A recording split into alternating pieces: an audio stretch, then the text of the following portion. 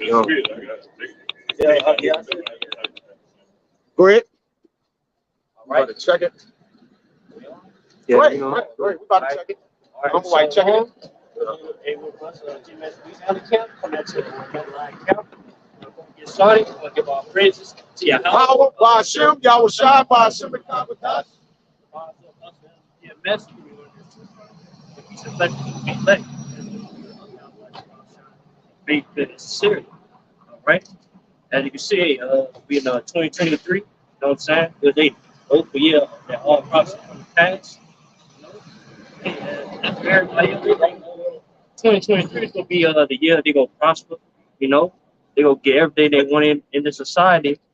But hey, in the day it's gonna be a straight destruction, man. All right. It's the book of First Thessalonians, chapter 5, verse 1. It says, "But of the times and the seasons, brethren, ye have no need that I write unto you. For yourselves know perfectly that the day of the Lord shall come it as a thief in the night." That's right. It'll come at a different night. I mean, it will come upon you where you're not seeing, where it's unaware. You know what I'm saying? That's what's gonna come. Because hey, people not looking for the day of the Lord. All right, people just just start out sleeping, you know, just living carelessly when they cares of this life, you know what I'm saying? And they not even like thinking about, oh, shit about to get worse out here. You know? Go ahead. Verse 3, it says, "For when they shall say peace and safety, then sudden destruction cometh upon them as travail upon a woman with child, and they shall not escape." Yeah. He said peace and safety. So basically when you laid up, you know what I'm saying, in your comfort zone, all right, think everything's gonna be all right. They say, hey, sudden destruction. All right, so hey, all hell breaking loose, you know, famine, you know, mass death, you know, and hey, race wars, man. It's gonna be total chaos out here. All right, hey, if the Lord's not dealing with you, hey, you gonna be done. All right, that's it. Yeah, but It's the book of Amos, chapter 5, verse 18. "Woe unto you that desire the day of Yahweh. To what end is it for you? Question mark. The day of Yahweh is darkness and not light." yeah, the Lord is not dark. I mean, it's not light. I mean, hey, it's not Jesus Christ coming back to accept everybody. All right, it's Yahweh Shah bringing up a bloodshed upon this place, man. If you're not for the elect of the nation of Israel, which hey, Negroes, Latinos, and Native Americans. All right, you got some? Yeah, I just want to make a quick point. You know, if you're not in this truth, man, you know, what are you don't have no hope for nothing. You know, here we hope that we get salvation and delivered out of this place, but it said, what is it to you? Because you don't have nothing to hope for. Your only hope is going to be to just be destroyed, man. Like you said, famine, a grievous debt. You know, that's the end of it for the people, man. If you don't have this truth, you don't have the hope or the gift of faith to hope for the end. You know. Yeah, they do hope. They hope hey, they can prosper. You know what I'm saying? They hope they be a millionaire. You know, yeah, hope they make it to the society. Don't have that vain fame. You know what I'm saying? But hey, it's all go hey, it's vanity at the end of the day. Like it's not Investing gonna in come real to estate. huh? Investing in real Yeah, especially estate. in real estate. You know, but hey, it's not gonna happen, man. But then they, Lord say, hey, this place will be destroyed. That's gonna happen. All right. Yeah, you got it. This matter of fact, real quick, just to back up what he said. This is Proverbs 11 and 23. "The desire of the righteous is only good, but the expectation of the wicked is wrath." Yeah, the expectation of wicked is wrath. But it said the desire of righteous is only good. I mean, hey, like in the day, like our desires, what we desire, man. We desire, hey, to be in new bodies. We desire to get out of this captivity. All right. We desire to be a eternal rest. All right. Hey, we also, hey, we desire to hey, be protected in these times, man. The evil times. All right. It's gonna come to pass, man, upon the elect. But hey, expectation of the wicked is gonna be wrath. Because they know within themselves they want to seek the Lord. They want to do what's pleasing to you. How about Shema Shah? All right, so hey, all they look for is death. All right, hey, most people gonna be committing suicide out here, man. But shit, they about to see. You know what I'm saying? So Yeah, but got something, man? Yeah. Oh, you got it. It's Ezekiel 33, and I start at verse 27. Right? It says, "Say thou thus unto them, Thus saith the Lord Yahweh, as I live, surely they that are in the way shall fall by the sword, and him that is in the open field will I give to the beast to be devoured, and they that be in forts and in caves shall die of pestilence." Oh, you got it, bro. Right? She gonna die of pestilence. There's gonna be no escape. There's gonna be no escape for your situation. You even took that juice. That's really over with right there, man. You took that juice. You're a walking beacon, okay, for whatever that's gonna happen to you. Whether it be a missile, troops, they're gonna know where you at immediately. Right? It says, "For I will lay the land most desolate, and the pomp of her strength shall cease, and the mountains of Israel shall be desolate, that none shall pass through." So that's the time we living in, where judgment's about to start taking place. Man. Ain't gonna be no idle words and just talking shit and being niggas. I ain't getting away with being niggas anymore. It's about to start being consequences for everything you do, for the shit you think. Right? I say every idle word about to start getting judged. Con, you can break down. Right? It said, "Then shall they know that I am the Lord, when I have laid the land most desolate because of all their abominations which they have committed." Yeah, don't step on it, man. He gonna know that's him that bring these evil upon the palace, man. Bring the wrath upon these people. All right. You gonna know it was your how about Shemel Shai doing it, man. All right. That's depends on that. Yeah, you got. Yeah, man, I make the point of Lord gonna put his signature on that destruction because these people don't forget who the Lord is and what his power truly is. Yeah, I'm sure. All right, Man. and he gonna make sure they gonna remember. Yeah, because they what the Lord about to bring is about to be your worst nightmare. You know what I'm saying? Something quick. This the book of Second Ezra, chapter 8, and verse 50. It says, "For many great miseries shall be done to them that dwell."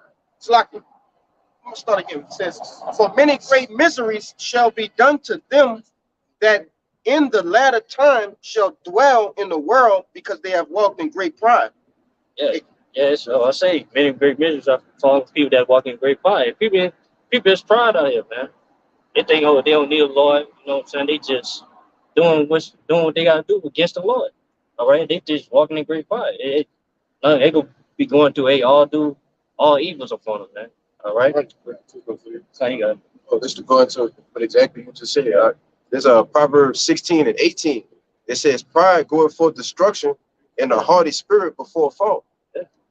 That's just playing right there. Pride going for destruction. All right, he bugging up. Hey, he bugging up. He going against the Lord, but hey, little do you know he gonna be destroyed for that. All right, he can't escape that. You know? That was it. That was it. Yeah,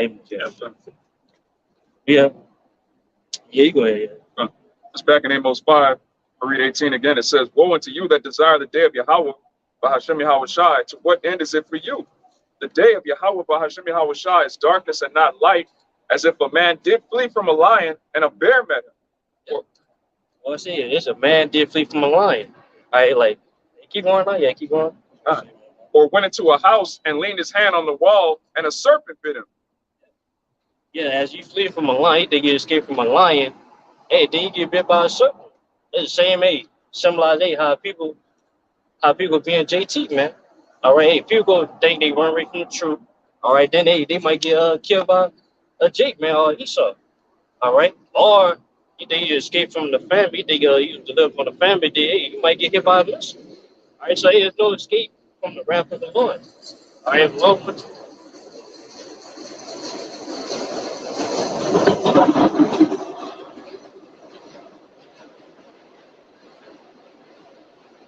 yeah, they say hey, if you set up, you put the devil out of the way, you put the devil. It's just simple. All right. Shall the day of the Lord, Yahweh Bahashem Yahweh Shai, be darkness and not light, even very dark, and no brightness in it? Yeah, that's right. You know, hey, they do the Lord not do good and evil. All right, so hey, the Lord is gonna bring number evil upon this place, man. All right, when you come back. All right. So this is the book of Isaiah, chapter 13, verse 6. It says, "How ye, for the day of Yahweh is at hand, and it shall come as a mighty, as a Salakia. It shall come as a destruction from the Almighty. Therefore shall all hands be faint, and every man's heart shall melt." Yeah, everybody gonna be tell about the missiles, man. All right, it's good. Hey, just like as you see in that movie Terminator, man. Yeah, how that Sarah Connor had that vision, everybody getting burned. That's how it's gonna be in that day, man. You know, that more than that. Yeah, they got more. Can you go ahead? It's verse 9. It says, "Behold, the day of Yahweh cometh cruel, both with wrath and fierce anger, to lay the land desolate, and he shall destroy the sinners thereof out of it." like even like they say like even Lord when Lord come back, the earth will tremble. So imagine how people gonna be, man. People not gonna stand when the Lord come back, man. They ain't gonna stand for the ignorant nation. I'll be out by Shemel Shai. And you All gotta right. think about it too. The Lord been holding his peace, for over 2,000 years. So you've been holding your peace in when they say the one in Wisdom of Solomon, Khan. They say he leaped off the throne like a fierce lion, man. You know? So if you've been holding your peace for thousands of years, all right, ready to get your revenge back on these so-called heathens, you're gonna come back down with fierce anger and cruel and wrath, man. You know? Yeah, like hey, Scripture say in Isaiah 63, hey, the day of vengeance reign in his heart. You know? Hey, like a regular G, like what they think about vengeance, that's all I can think about. How many ways they can kill, things of that nature. Hey, yeah. So like even when Jake get mad though, like we in these fleshly bodies, and when Jake get mad, it's like all you see is red. Or sometimes, some Jakes just black out. That's what the Lord gonna do when he come back, man. He just gonna black out.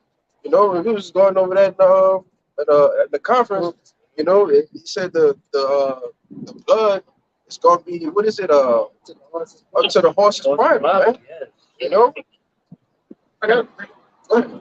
That's that Wisdom of Solomon. Right, quoted. That's Wisdom of Solomon, chapter 18 and verse 15. It says, "Thine almighty word leap down from heaven out of thy royal throne as a fierce man of war into the midst of the land of destruction." Yeah, that all my words about how shot. All right, going to 8, John 1 and 1. Oh, you go ahead. You get that right quick.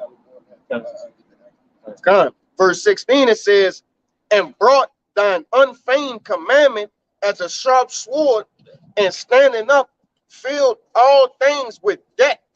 And it touched the heavens, but it stood upon the earth." Yeah, people might listen to that thing, oh, think that's not the Lord, but hey, that's the Lord. That's right. You know what I'm saying? Hey, he bring number bloodshed on this place. All right. Hey, think about this. He said that he touched the heavens, stood up. Think about, but it said that the wickedness is up, gotten up to the heavens. To the heavens. So rightfully so. Yeah, rightfully so. Hey, we what you so. Yeah. You got that, Sean? It's the book of John, chapter 1, verse 1, just proving that words that leaped out of the throne, it's Yahushua. It says, "In the beginning was the word, and the word was with the Most High, and the word was power. And the same was in the beginning with power. All things were made by him, and without him has not anything made that was made. In him was life, and the life was the light of men." That's it. Yeah, that's plain. Hey, y'all should be in that word. Here's that almighty word that the brother just read in Wisdom Psalm 18 that he's going to be by this throne. All right? And it's second Esdras 15 and 21. It says, like as they do yet this day unto my chosen, so will I do also, and recompense in their bosom, thus saith the Lord Yahweh. For my right hand shall not spare the sinners, and my sword shall not cease over them that have shed innocent blood upon the earth. Nice, Yeah. God. Hey, oh, Michael, you feel bad for putting bloodshed on these people, man. All right, they say like he's not gonna spell. All right, going to say Ezekiel 9:4. Hey, the Lord ain't gonna spare nothing, man. Hey, if you don't have that mark of exemption, hey, you done. You put to death. Simple. It says, fire is gone forth from his wrath. Oh, you say you're gonna black out, you're gonna see it red, man. It says the fire is gone forth from his wrath. He have consumed the foundations of the earth and the sinners like the straw that is kindled. It's being consumed right now from the spirit of his mouth. But it's about to get literal, man. People about to literally start dying. People about to start getting sick. All right, shit about to start blowing up. About to have troops on the streets. About to get real, right? And it says, "Woe to them that sin and keep not my commandments, saith the Lord. I will not spare them. Go your way, ye children. From the power," it says, "defile not my sanctuary." Yeah, hey, just back to the point. Hey, defile not my sanctuary. Hey, the elect. That had that mark of exemption. All right, but hey, brother, get that. Right. It's Ezekiel 9. Yeah. Real quick. This is Psalm 69 and 24. This is King David talking to the Most High. He says, "Pour out thine indignation upon them, and let thy wrathful anger take hold of them. That word indignation in the Hebrew is zaham, which means foaming at the mouth with fury and rage, man. The Lord is angry. He's furious at these people, man. Just pour out thine indignation upon them and let thy wrathful anger take hold of them. That's what's going to happen. Yeah, you know, hey, like I say, you know, that's a righteous indignation, man. Lord, ain't got a righteous indignation upon this place. All right, ain't nothing gonna spare, ain't nothing gonna change the Lord's mind, ain't destroying this place. All right, that's simple. The book of Ezekiel, chapter 9, not to start at verse 4, get straight to the point. It says, and the Lord said unto him, go through the midst of the city, through the midst of Jerusalem, and set a mark upon the foreheads of the men that sigh and that cry for all abominations that be done in the midst thereof. Yeah, let's talk about elect. And Jerusalem is the people for us a place. All right. And it's a mark the men that's signing and crying. We are those men. All right, our brothers up.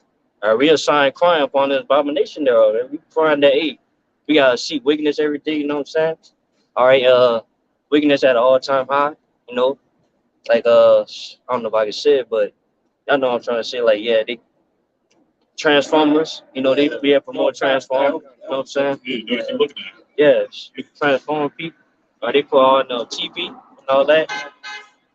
So also, hey, man, it's an abomination ain't being in this captivity, man. Well, now it's not abomination. You know, it's our punishment, of course. But hey, they were not supposed to be in the lower state under these heathens.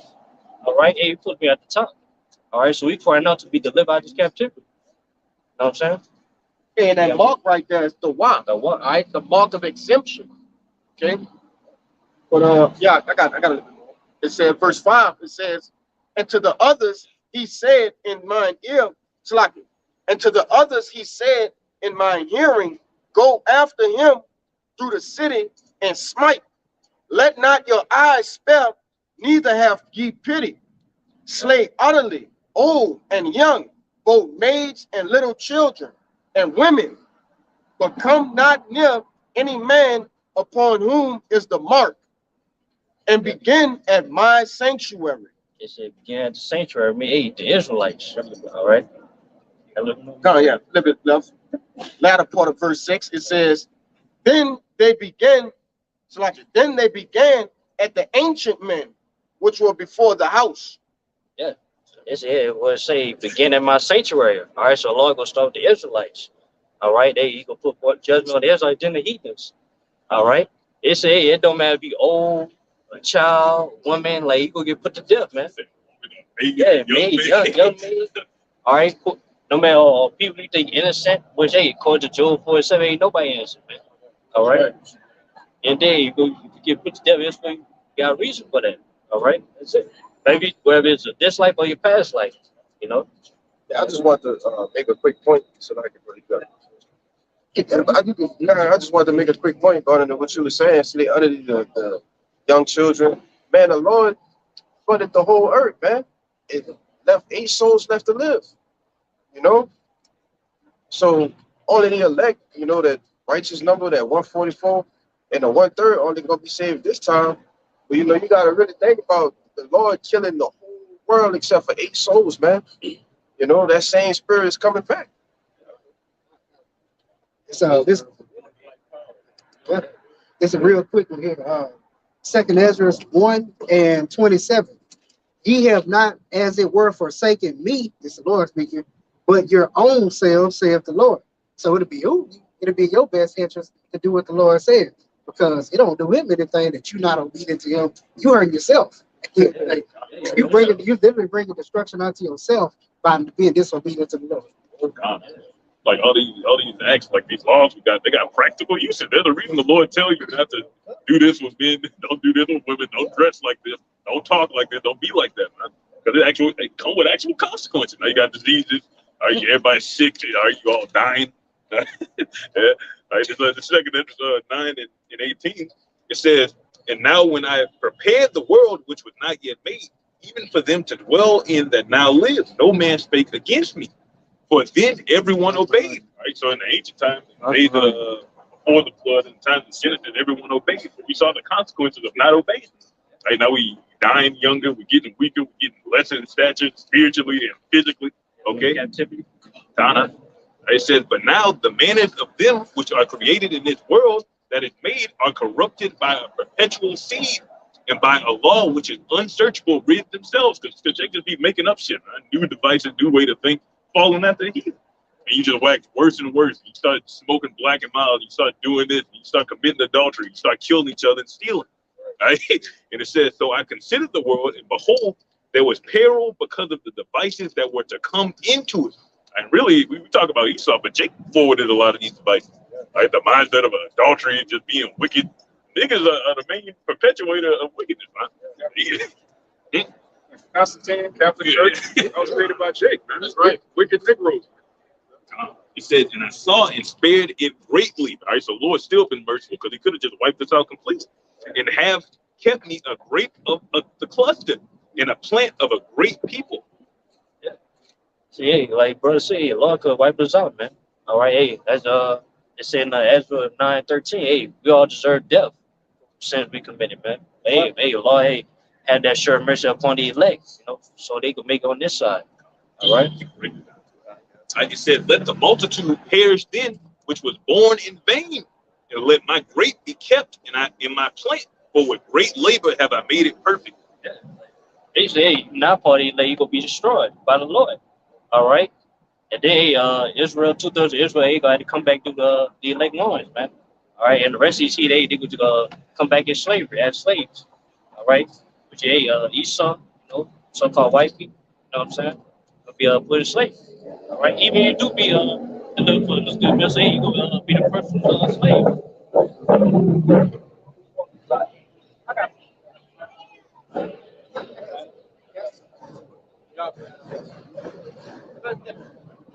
Oh, All right. In this second Exodus chapter 15 and verse 5, it says, behold, said the Lord, I will bring plagues upon the world, the sword, famine, death, and destruction. For wickedness had exceedingly polluted the whole earth, and their hurtful works are fulfilled. Therefore, said the Lord, I will hold my tongue no more. And how is he not holding his tongue? He got his prophets out here, his mouthpiece. Okay. We are the mouthpiece of the Lord, right? And as you can see, he's extremely pissed off with the earth, man, and the leaders of the earth, which is the so-called white man, right? yeah, like, hey, Lord's not talking to you. He putting action for that, man. That's right. All right. As you can see, hey, you see number of terrorist sites, all right, you see number of mass deaths. Y'all say you see number of players come upon this place at this time, hey. But soon, hey, Lord, but let loose. That's right.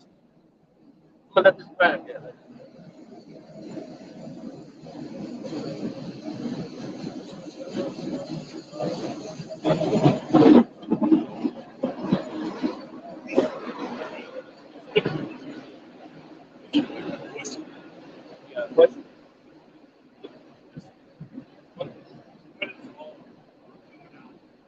Here, y'all talk about, I just want to understand more of your theory, seeing what's going on. Well, I wouldn't say it's a theory. Not a theory, but like, because theory is a different thing than a fact. All right, but this basically are the say we're the chosen people of the Bible. Like you got commonly this day, you get Revelations 2:9 and 3:9. You got commonly this day people that call themselves the so-called, use the word carefully, Jews. All right, and we'll be accused of anti-ism. All right, but we're saying that we are those actual people, and we have the proof for it, man. Through the bloodline. Yeah. We are actually those chosen. Right. The people on that side. Sound right? What's your nationality? You don't mind me asking. Yeah. little Native American, French. I'm a mutt. So Native What about your American, father? French. What about your dad? What about your father? What's your father nationality? No. Same. He's all that. French, English. I guess our ancestors are from both. So, Yeah. Okay, according to the scripture, your nation will be the nation of Edom, right? You can flip the signs around for a minute. All right, so what we're treating is essentially the truth of the Bible. You get the one in Jeremiah. Tell the kings went down. Get that Revelation 3:9 first. It's Revelation chapter 3, verse 9. It says, "Behold, I will make them the synagogue of Satan, which say they are the Jews, and are not, but do lie." So that's the major thing you've been seeing in the media now. This whole anti-S movement. That's the main thing in the news. You got your Kanye West, do this, Kyrie Irving. They all talking about this anti-S. So it's showing you who controls the actual earth right now. Get Job 9:24 about the shop. Right, so we're telling you that certain people who are lying about their nationality is controlling the earth, and they just so happen to be what you would call so-called white people, right? People of French, I say the colonial power, yeah, essentially. All right, Poland, Spanish, all right, those colonial powers, Greece, all right, the ancient Romans, they were what you call Edomites, so-called white men. And we're saying that same power structure that was in ancient Rome is ruling on the earth today. Okay. This is Job 9:24. The earth is given into the hand of the wicked. All right, so all you got to ask who the wicked is who's ruling the earth right now. Like honestly, be honest with yourself. You don't see a bunch of people that look like us sitting in these high-rise buildings, going to what you call the Bilderberg meetings. You know what that is? Going to the UN summits, the WEF. You don't see guys like us in those meetings, because there's certain people ruling the earth.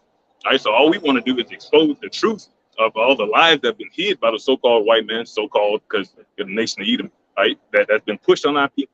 Right, we've been told we were black, we're Native American, we're this, right, that, and third, but we have actual biblical nationalities, places that we came from, right, history, genealogies.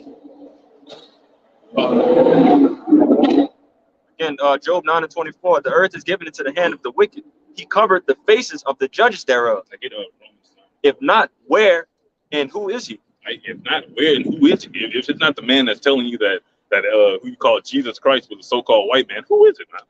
Right, who else could the devil be? He's just lying about everything. And now we're entering into a time where these lies are getting consistently exposed. You really can't even argue about it. Like you really just have to be real with yourself. Like, yeah, this happened, slavery, that happened. All right, the thing with the whole juice movement, that happened. All right, now people are starting to get sick and die out of nowhere just cause. Who was responsible for all these things? Right? the guy. Make it. All right, so but your Rothschild family, your Bilderberg family, what you call the 13 banking families, those who rule the earth right now. Right? But you got your point, huh? Nah, you got it. Yep. It kind of fast. Okay. And those are the people that are making decisions for what's to come. As far as especially going into this MOTB system, which is the tip. We're trying not to say it, but it sounds like so. I get to see they're making decisions on moving forward with a global society on putting that thing inside people too. All right, I got Jacob and Esau. But bring out what you got. Yeah, I got Psalms 83. Psalms 83:2. For lo, thine enemies make a tumult, and they that hate thee have lifted up the head. They that hate thee have lifted up the head. They're so proud, but they're not willing to accept judgment. So what's that one? The wicked flee when no man pursueth. Right? You come up and ask a question, you get cut. Oh, these guys are serious. These are serious niggas right here, and you walk off. Shit, I am. Yeah. It's like a thought bubble, like a little white circle that pop up above somebody's head. It's like, shit, I am me. I'm like, that's what he came to that conclusion. Say, I keep saying me. Yeah, Say me. You Say it. I got it outside, bro. Psalms 83 and okay, verse 3. They have taken crafty counsel against thy people and consulted against thy hidden ones. Yeah. And what is that crafty counsel? Hey, not remembering ourselves, spread lies so they know this truth. That's that crafty counsel, man. They destroyed the Israelites, mainly the Israelites, man. Right? They have said, come and let us cut them off from being a nation, that the name of Israel may be no more in remembrance. Yeah, like they spent $1 billion. They trying to keep this truth away from us, man. But the spirit, we are waking up now. The truth is not hidden no more. Got more than that? I said it's gonna go into the different Yeah, tribes different, that. different nations. Like, oh, kind of. Okay, yeah. Verse 6. The tabernacles of Edom. It said tabernacle of Eden, which they so-called white people, man. All right, start with you elites. All right. It's Zechariah 11:5. All right, it says, I start at verse 3.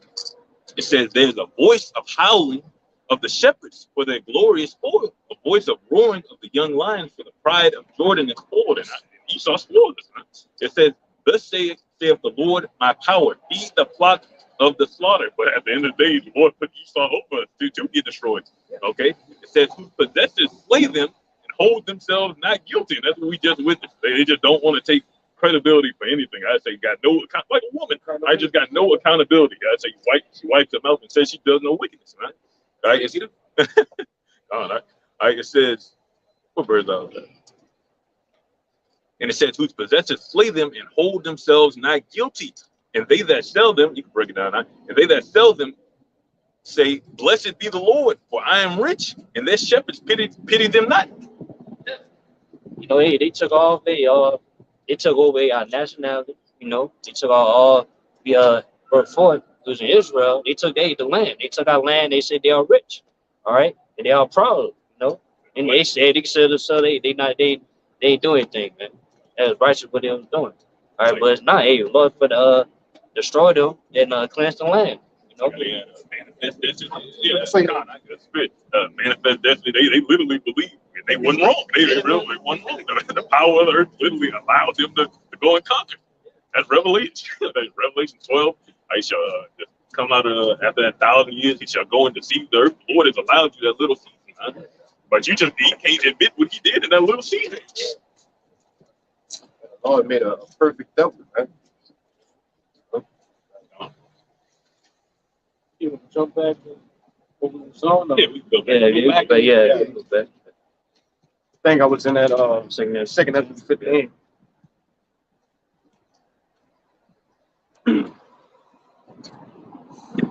Second Ezra 15 and verse 8, it says, I will hold my tongue no more as touching their wickedness, which they profanely commit, neither will I suffer them in those things in which they have wickedly exercised themselves. Behold, the innocent and righteous blood crieth unto me, and the souls of the just complain continually. Yeah, we complain continually. All right, hey, we complain. Hey, man, we see number of wickedness on this place, man. Being oppressed by Esau. All right, we crying out to the Lord, hey, deliver us out of this situation. All right. Scripture say, hey, surely oppression make a wise man mad. Nope. If you don't wake up pissed off at the situation you in, all right, not letting it overtake you, but you gotta have some righteous anger, bro, towards this place. This is not fit for a king to live in, man. We a nation of kings and princes, man. All right. And we were sent for our punishment, man. That's it. Not to have a good time, to be settled in. Hey, Scripture say just now rest. That's right. All right. Hey, we got rest to come. Let's the kingdom of heaven. All right. Say real quick, if you punish your children and you see your children enjoying the punishment, that's like, man, they need more stripes, man. They need a harder punishment. Like, we're not supposed to enjoy Babylon the Great, Jake. We weren't brought here to have a celebration to indulge in wickedness, man. We're brought here to repent. I got one. And it's perfect because this place, like you said, was literally built up for our punishment. And once that punishment is over with, it's going to be taken down. Take it back. Yeah, once the 12 tribes of Israel, you can flip the sign back over. Once the 12 tribes of Israel are righteous, what purpose does Babylon serve?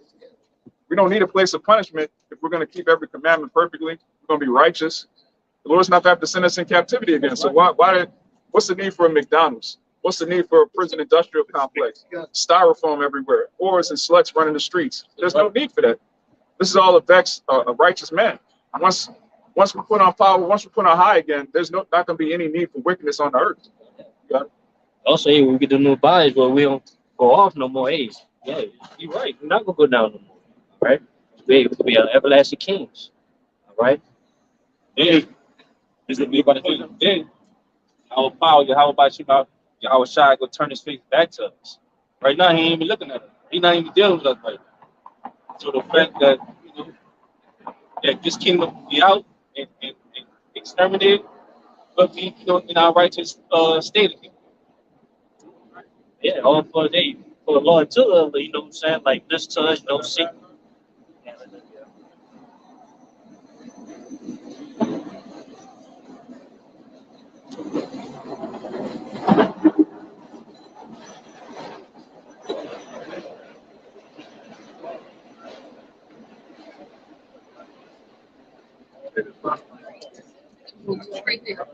That don't fix it, man. Bro, there's something wrong with you. He gonna be good in the kingdom. Come on, bro. Through the fairy, brother. Just banging on that, bro. Hey, all for the Lord too. Let's we got acknowledge our offense. Of course, hey, Hosea 5 and 15. You know, hey, Lord wants to acknowledge our offense, man, and repent. Then hey, you gonna come deliver us. The elect. Oh, yeah. Yeah, you got it. This is backing up exactly what you said. This is Jeremiah 18 and 8. If the nation against whom I have pronounced turn from their evil, I will repent of the evil that I thought to do unto them. Yeah, that's simple. Hey, long if we repent, hey, Lord's gonna have mercy upon us, man. Hey, but you got to repent though. You know, you gotta have repent to obtain that mercy. All right. That's what back you up. Just to back up that Ezekiel 9 and 4, the men that are sighing and crying. This is the book of Isaiah 19 and verse 19. It says, "In that day shall there be an altar to Yahweh, Bahashem Yahweh Shai, in the midst of the land of Egypt, and a pillar at the border thereof to Yahweh." Hey, that altar, hey, represent, hey, as you can see right now, these camps. You know, number Israelite camps. You can see that's that altar. All right, yeah, that spiritual temple. All right, it's all Egypt. Egypt is America. All right, what's Revelation 11? It says, "And it shall be for a sign and for a witness unto Yahweh, the Lord of hosts, in the land of Egypt, for they shall cry unto Yahweh because of the oppressors. And he shall send them a savior and a great one, and he shall deliver them." Was that Savior and that great one is Yahweh Shai. All right, he goes send Yahweh Shai to deliver the elect of Israel. All right, but hey, what's Yahweh Shai's name is he delivers. All right, so he go fulfill his name. Like Baruch 4:6, it says, "You were sold to the nations, not for your destruction, but because you moved Yahweh to wrath, you were delivered unto your enemies." We was putting this captivity for our punishment, man. All right, because like every time, cause we was committing sins unto the Lord. Hey, we never repented. All right, Lord did everything to make us repent, but hey, we do it. So hey, Lord had to cast us away and forget our nationality and everything, man. All right. It says, "For ye have provoked him that made you by sacrificing unto devils and not to Yahweh. Ye have forgotten the everlasting power that brought you up, and ye have grieved Jerusalem that nursed you."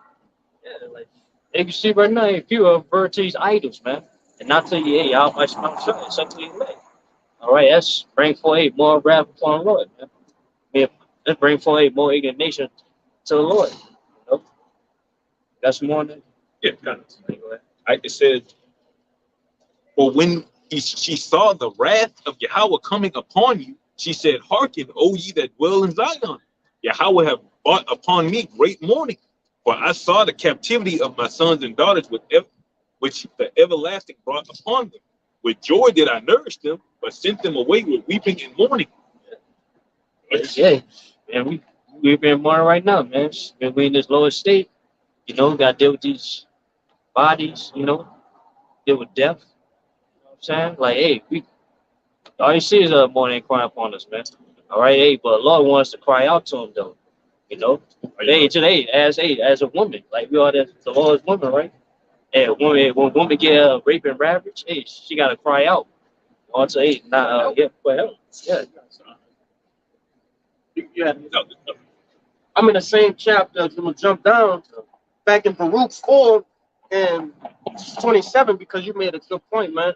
Hey, the Lord want us to cry out to him, right? We need help. And there's no one who can help us. As you read earlier, bro, in Baruch, hey, the Lord brought these plagues upon us.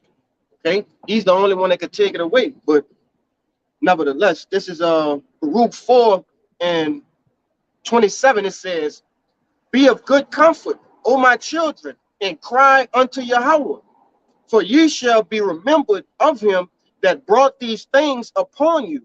For it was your mind to go astray from Yahweh. So, being returned, seek him 10 times more. For he that hath brought these plagues upon you, you shall bring everlasting Slakia. I'm gonna read that part again. It says, for he that hath brought these plagues upon you shall bring you everlasting joy again with your salvation." Hey, yeah, just hey, Lord put us in his captivity. Lord go deliver us out of our captivity, man. All right. Hey, but before that, you say hey, we gotta seek him 10 times more. He put make up for all those times you're straight from the Lord. All right, now you gotta repent, do it please unto him in these times, man. All right, so we can be fulfilled, so we can be worthy to be able to be elect. All right. Yes, sir. I'm gonna get back. Stop.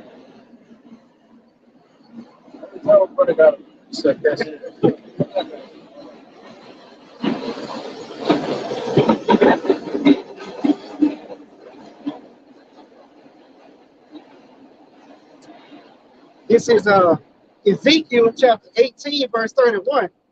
"Cast away from you all your transgressions, whereby ye have transgressed, and make you a new heart and a new spirit.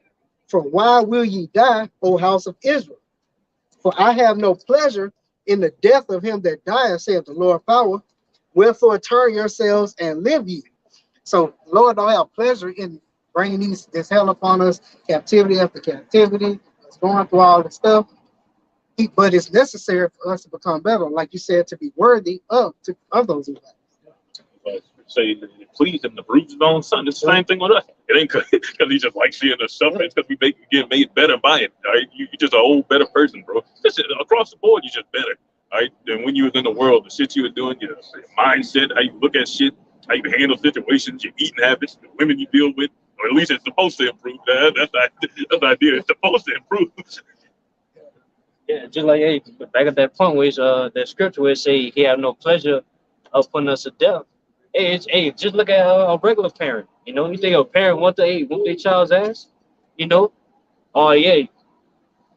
When their child do something bad, they only can put up too much. They only put up so much. Sooner or later you gotta kick them out.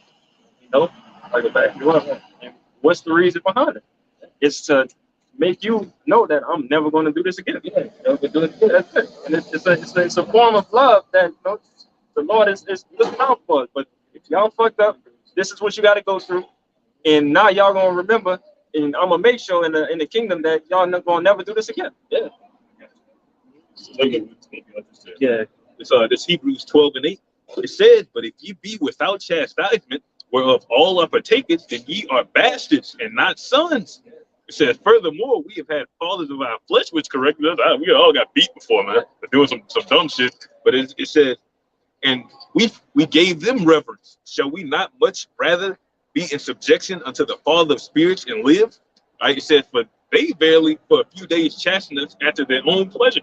Right? Dad might have had a hard day at work. Some shit might happen. Might have been drinking a little bit. He slap you upside the head. You get beat. But it ain't like that with the Lord, man. It's completely for our benefit. The Lord don't need anything from us. He doing this completely out of love. Right? It says, for barely they for a few days chasten us after their own pleasure, but he for our profit, that we might be partakers of his holiness. Yeah, back to the point where they chastise for their own pleasure, like a regular dad, they'll chastise out their son just to make them tough, right? So same day, Lord, putting us chastening us, so we could, be faithful, or what can I say? So be made, perfect, complete. Bible gonna say like, well, hell break loose, we won't be all shaken up, yeah. It said, now no chastening for the present seemeth to be joyous, but grievous. Nevertheless, afterward it yieldeth the peaceable fruit of righteousness unto them that which are exercised thereby. It's an exercise. Yeah. I want to say no chastity of the present of the present is pleasure. Read again. It's Hebrews 11 and 11. It says, now no chastening for the present seemeth to be joyous, Yeah. but grievous. Yeah, it's not joyous, but it is grievous. Because I can tell you from personal experience, when I got punished as a child, I hated my dad. But I'll tell you this, as I got older and became a man, I understood why he was doing the things that he did. I got more respect for him. And actually, shoot, I raised my children the same way. Right? But I ain't like it. But it did make me better. Necessary. Nevertheless, afterward it yieldeth the peaceable fruit of righteousness unto them which are exercised thereby. Training, man. You gotta get you ready. Like the brother just that next verse gonna go. Just said, right? It said, wherefore lift up the hands which hang down and the feeble knees. Tighten up. You gotta get strong. You got no choice but to get stronger, or else you're gonna die. Right? And make straight paths for your feet, lest that which is lame be turned out of the way, but rather let it be healed. And Babylon the Great has really weakened us mentally and physically. You know, we torn down and weakened, but like I said, this chastisement is building us up and making us strong because we can't go in the kingdom of heaven like this. With this mind state we in, like you said, frail. Yeah. Even JT though. How you gonna get past JT if you just mentally and emotionally all over the place? You know, it's like the brothers was going into when the Lord chastised us, and He bringing afflictions, infirmities, different things on us. That's also getting us ready so we can get through the straight gate, man. Because it's easy to go off, like I say in Matthew 7. It's easy, God is the way to destruction. So what we doing now and the things that the Lord chastised us with is to ultimately get us through JT, all right, and on the chariots, man. That's why the scriptures say not to make haste in time of trouble. We that fine gold that's being tried in that fire, which is that verse. That's right too. When you making haste in the time of trouble, they say don't be hasty or don't be quick to make a decision. You got to think things out. Okay, and if you've been constantly in this word, serving the Lord and understanding and getting rooted in this, He'll lead you and guide you the way you need to go. But if you every time some hell come up on you, you worried and trembling, wondering, what am I gonna do? Oh, yeah, you just go and do some stupid ass shit, We start sinner to the Lord. Stupid shit, the wicked shit, the same thing, bro. Yeah, because the people in this world, they think that, if I ain't got it, I'm gonna get it how I'm gonna get it. I mean, I'm gonna rob somebody, I'm gonna steal it, I'm gonna take it. But the Lord don't want us thinking that way. Right. And that's making haste in the time of trouble. You got to have patience when the Lord brings you down. Go ahead. It's 2 Timothy 1 and brother Edwin. Like the second. I come with back up that brother. We said we were saying like when we get chastening, it hurt. Just on the back there too, because when you get ass whooping, you might get a little bruise, you might get red marks on your body. But guess what though? That make you not do it again. Whatever you did, you make it not do it again. Same thing with the Lord. The Lord chastising us. It's cleanse us, away from wickedness, man. All right, brother, back that up. This is Proverbs 20 and 30. It says, the blueness of a wound cleans it away evil. The blues on wound cleans away evil. Same as a physical wound that you got from the ass whooping made you like, I'm not doing that shit again. Same thing with Lord Chestnut. It makes us fear him. It makes us repent from our wicked ways. Get back on it, man. Right. It says, so do strikes the inward parts of the belly. Yeah, strikes inward part of the belly. All right, cleanse it cleanses the weakness that we got within us, man. All right, makes us better at the end of the day. All right, not for Lord put us through hell, not for destruction, for our salvation. All right. This is the book of Sirach, chapter 2, and I start the time. It says, my son, if thou come to serve the Lord, prepare thy soul for temptation. Set thy heart aright and constantly endure, and make not haste in time of trouble. Yeah. It say prepare thyself for temptation. All right. So basically, it's in the contract. Before you sign this contract, in the contract it say you gonna go through sufferings and temptation, man. All right. So you might well be prepared for it. All right. That's why Scripture say we put to that fiery trial. Don't think it's strange. I mean, don't be surprised. Thinking that's strange. Yeah. Okay. Look at Job, don't act like trouble just spring up off the ground. Put in this situation for a reason. Even your house got crucified for a reason. Scripture say you went off, so you had to get chastised with the stripes of men. What more plus? Like, even before that, y'all trying to pray, hey, the cup be passed away from him. But yeah, guess what? You had to go. You still had to go through that. The Lord ain't give him an answer. He said the cup pass, but let it pass, and the Lord ain't give him an answer. So look, you gotta, Y'all trying came to mind like, fuck it. Yeah. we gotta get to the business, man. This what gotta be done. There's verse 3. It says, "Cleave unto him, and depart not away, that thou mayest be increased at thy last end. Whatsoever is brought upon thee, take cheerfully, and be patient when thou art changed to a lower state." So when these inflictions and different things come upon you, you take it cheerfully, man. You know, that in like you brought out in that Hebrews 12, when the Lord does chastise us, he chastises us as sons, you know. So that's how you know that you're actually a prince of the power, because the Lord is chastising you with the afflictions that he's bringing on you. Verse 5. Verse 5, it says, "For gold is tried in the fire, and acceptable men in the furnace of adversity." All right. Acceptable, man. You got to be acceptable before you can get tried. Yeah, right. Lord got to know you can handle it before you can put you in the situation. John, I got something to back you up. This First Peter's chapter 2 and verse 20. It says, "For what glory is it if, when ye be buffeted for your faults, ye shall take it patiently?" All right, so being buffeted, all right, when you buff something, you rubbing something out, man. All right.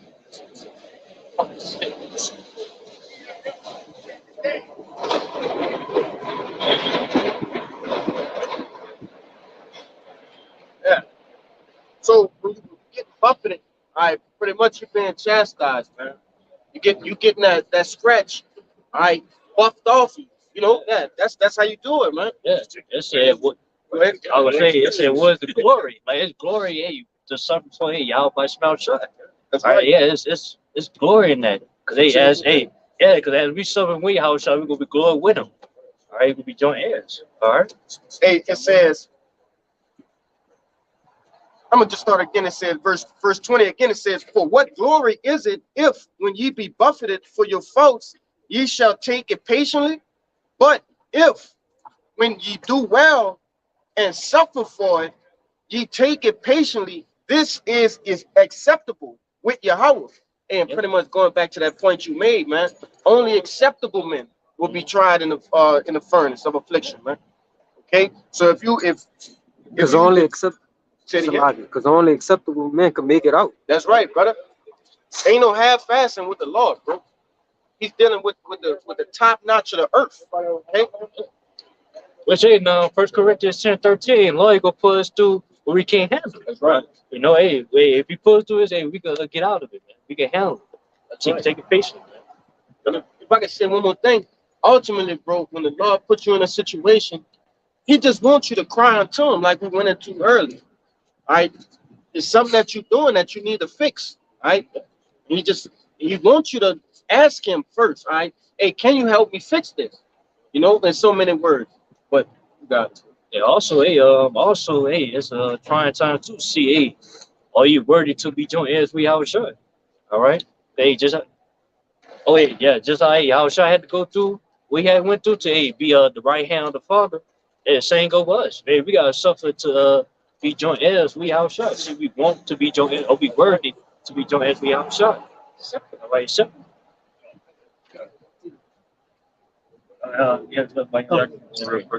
This is 1 Peter 4 and 12. Beloved, think it not strange concerning the fiery trial which is to try you, as though some strange thing happened unto you. Yeah. Yeah, don't think it's strange. Don't be surprised when the Lord puts you through these fiery trials, man. All right? Which these different sufferings, all right? The Lord's trying to test your integrity. All right, do you really have faith in the Yahweh by Shema shut? That's what the Lord really testing your foot. All right? Yeah, bring us something back? Yeah, you got it. It's 2 Timothy 1 and 6. It says, "Wherefore I put thee in remembrance that thou stir up the gift of Yahweh, which is in thee by the putting on of my hands." right? By through these epistles, all the way through the tribulation, the troubles you go through. All right, that's the Lord putting His hands on you. It says, "For Yahweh have not given us the spirit of fear, but of power and of love and of a sound mind." He hasn't given us the spirit of fear. So don't make haste in time of trouble. There's no need to jump the gun. If you've been really paying attention to what the Lord been doing, you get in a situation that He saved you out of. You get in a situation that He saved you out. It's gonna be the same thing, right? It says, "Be not thou therefore ashamed." Right? It said, "Be not thou therefore ashamed of the testimony of our Lord, nor of me His prisoner, but be thou partaker of the afflictions of the gospel according to the power of Yahweh." Right, so be a partaker of the affliction. I was going to say, like no man suffer as a nigga or an evildoer. All right, don't be just catching hell for being a nigga. At least you catching hell for something important. Right, the right thing. Yeah, you say, basically, that scripture going to is, all right, hey, it's better to suffer for well doing than evil doing. You know, hey, it's better to suffer as a man of the Lord than, you know, wicked nigga. You know, Something at the end of it. Yeah. So there's 2 Timothy chapter 2, verse 12. It says, "If we suffer, we shall also reign with Him." And you know, it's like y'all been going into. Everything that we suffer is also to be joint heirs with Yahweh Shai, man. It's not like we just going through a suffering for a vain thing. You know? Just going through these trials, these tribulations, man, to ultimately be with joint heirs. You know, it's like governing body at 144K, man. You know? yeah. It's just like you try to strive for to be a NBA player or a rapper or like something big, Hey, you got to go to losses, man. So same thing. How much more you try to be joint hands with outshot? Oh, well, you gonna have like eternal riches.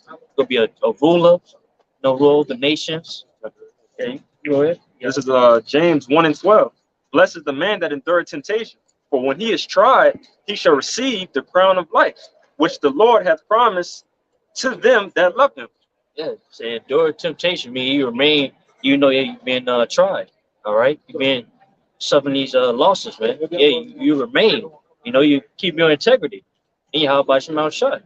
All right, if you do that, you keep on continuing to do that, you go see that crown. Like how it's shot. According to 2 Ezra 2, man.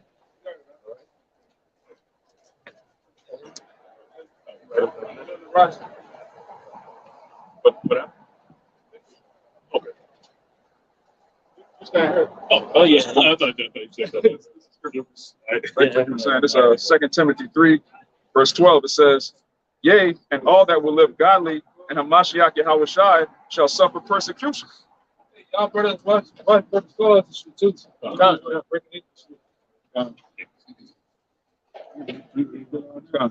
Second Timothy chapter 3, verse 12. "Yea, and all that will live godly in Hamashiach Yahweh Shai shall suffer persecution."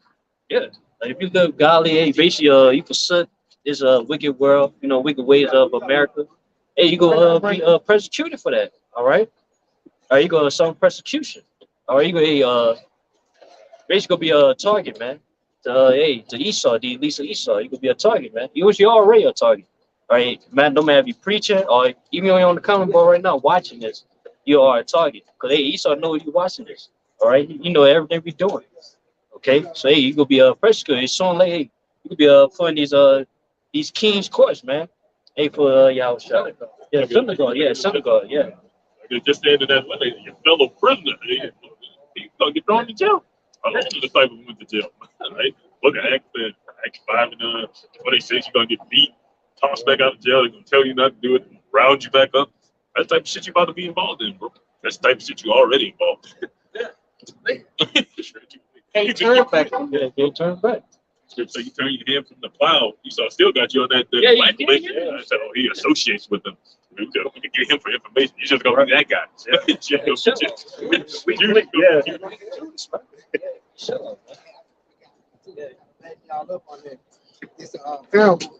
Luke 14:28.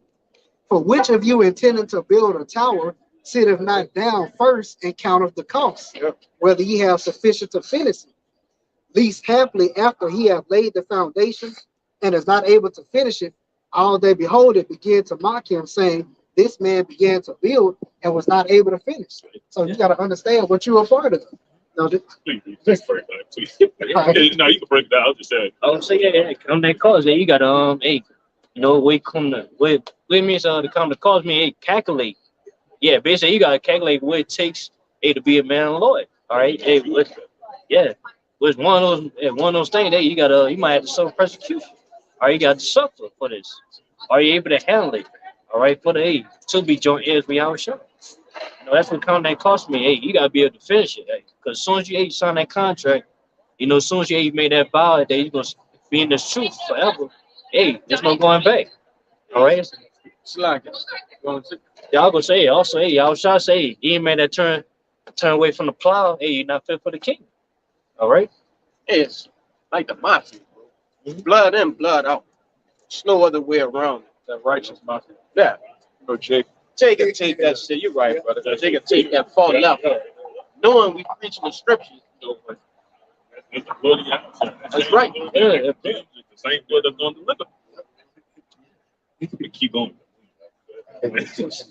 Make a quick point. It said all that. It said the latter part when the mark. Yeah, it says saying that this man began to build and was not able to finish. Yeah, so when we get to the kingdom, they're gonna be like, oh, that was such and such who, he started, but he kind of fell off, They do in the world. Like, yeah, say you ain't finished college. Yeah. You ain't finished. Oh, they look at you, you're a loser. Yeah. You're a failure. You know what I'm saying? But if you don't finish this on this side, then in the eternity, that's how people gonna look at you. Yeah. So that's part of counting the cost. Yeah, you be ashamed of your own self. Yeah, he was going to be going around shitting on you. That's not what's going to be happening. But you're going to be ashamed within yourself, bro. I don't know. I got it. When you flash. It says, I'm gonna let you be. Yeah, go over there. 33. It's Luke 14:31. On what king? I'm gonna let you be. On what king going to make war against another king sitteth not down first and consulteth whether he be able with 10,000 to meet him that come against him with 20,000. These type of questions you gotta ask though. Okay, how are we gonna go against Esau? Like knowing we at this disadvantage like this, who's gonna deliver? You gotta sit and contemplate these things. Yeah. Right? You gotta realize you're in a bad position, bro. Without the Lord, you're in a bad position. Yeah, I'm gonna back up right quick. It's Proverbs 20:18. Every purpose is established by counsel, and with good advice make war. All right, you got age. Like, hey, just back to the point. Just like king, like before you battle, hey, you gotta make sure you got everything you need to fight the battle. Able to win, yeah, win the battle.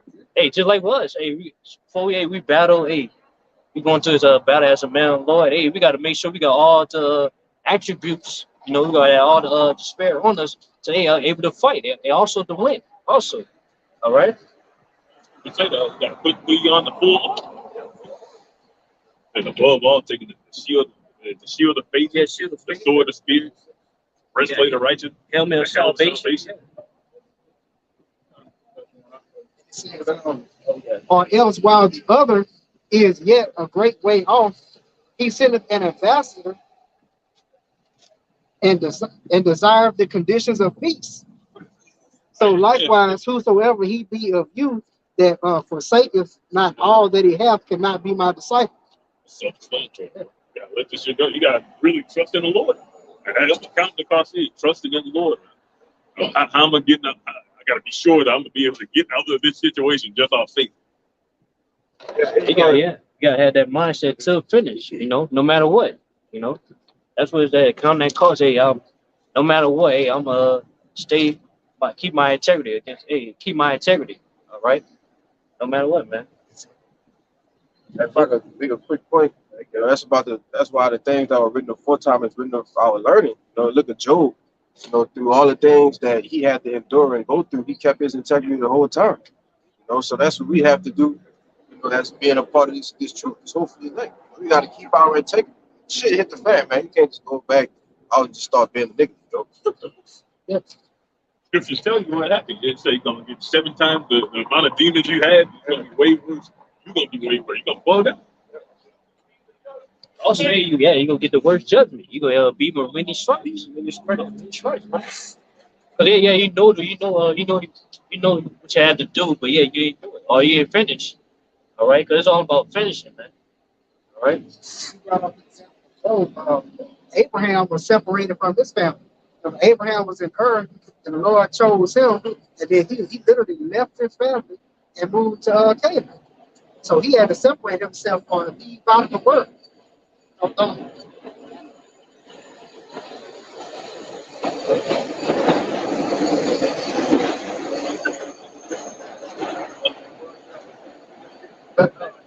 yeah, so Abraham had to separate himself from his family because they was doing all kind of wickedness, idol worship, and all that too. And it's the same way we got to be. That's a part of counting that cost too.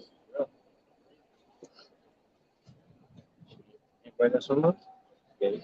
So 1 Corinthians chapter 9, verse 24, it says, Know ye not that they which run in a race run all, but one receiveth the prize. So run that ye may obtain. Right. So if you're running a race, let's say you're running a marathon. You can't just go out the gate just immediately and just burn up all your energy and you just pass out, man. You gotta run knowing, okay, the finish line is down there, I gotta pace myself. That's how you gotta be in this truth. It says, and every man that striveth for the mastery is temperate in all things. Again, temperance, going back to measuring yourself. All right, not doing too much, not doing too little. It says, now they do it to obtain a corruptible crown, or a gold medal, or a championship, a ring. Those are corruptible crowns. But we an incorruptible. I therefore so run, not as uncertainly, so fight I, not as one that beateth the air. You know, Cuba Gooding Jr. and Boys to Men, you know, he just swinging at nothing. Yeah, just bugged out. It says, but I keep under my body and bring it into subjection, lest that by any means, when I have preached to others, I myself should become a castaway. Right, so you're preaching the word, telling Jake to repent, and then you smoking Black and Miles when the camera cut off. And then you end up scoffing and becoming a demon, man. You gotta live the word that you preach. We're living epistles. Fine.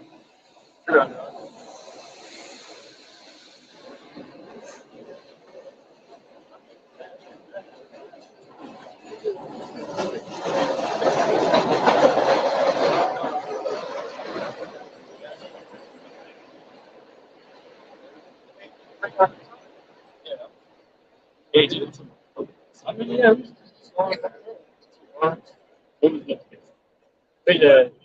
Yeah. What was the last one? Yeah. I'm white. First Corinthians. Basically, like, stop for the match. Yeah. Yeah, stop. That's a. I'm like, This is 2 Timothy 2 and 3. 2 Timothy 2 and 3. Thou therefore endure hardness as a good soldier of Yahweh Shah Mashiach. No man that warreth entangleth himself with the affairs of this life, that he may please him who hath chosen him to be a soldier. yeah. So yeah, do the hardest, man. All right. And then we'll be they gonna say we're hardest. They pressure. All right. So you gotta be put under pressure, man. All right. Yeah. I was gonna say real quick, and with like what they say, pressure burst pipe. First fight. Yeah. Yeah. So either it's gonna push your pipe or it's gonna make a diamond, man. Yeah.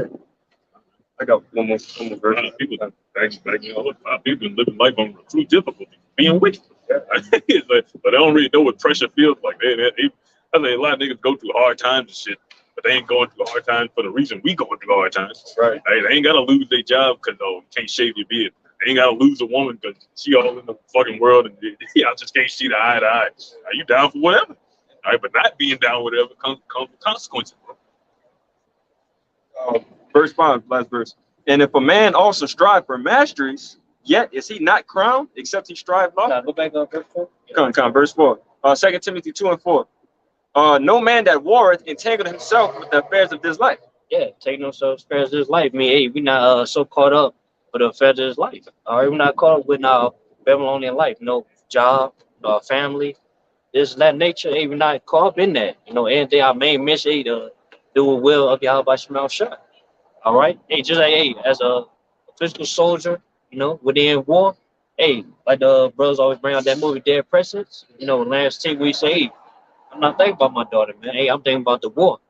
All right, because hey, if I think about my daughter, you know, in the midst of the war, I'm a dead man. All right, hey, same thing. Hey, we in this spiritual war. All right, we so caught up and worried about Babylonian like, hey, we dead man. All right, spiritually dead. All right. So hey, that's why the scripture say, hey, us as soldiers of y'all, ain't not supposed to get caught up in that, entangled. All right. Say, take no thought of tomorrow, for the evil of one day suffice. You really think about all the shit we about to have to deal with in the future. You go and just overwhelming your own mind with all the stuff we about to deal with. You're gonna bug out, man. You're gonna get weak.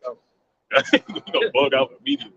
Damn, I'm gonna pay my bills. Then you saw about to come down with that great wrath. You saw about my mom that took the juice. What I'm gonna do? You're gonna bug out, man. Just take it a day at a time. The Lord said, "Cast all your burdens upon me." Yeah. Yeah. Also, hey, make a point. Hey, as a soldier of Yahshua, we all supposed to do.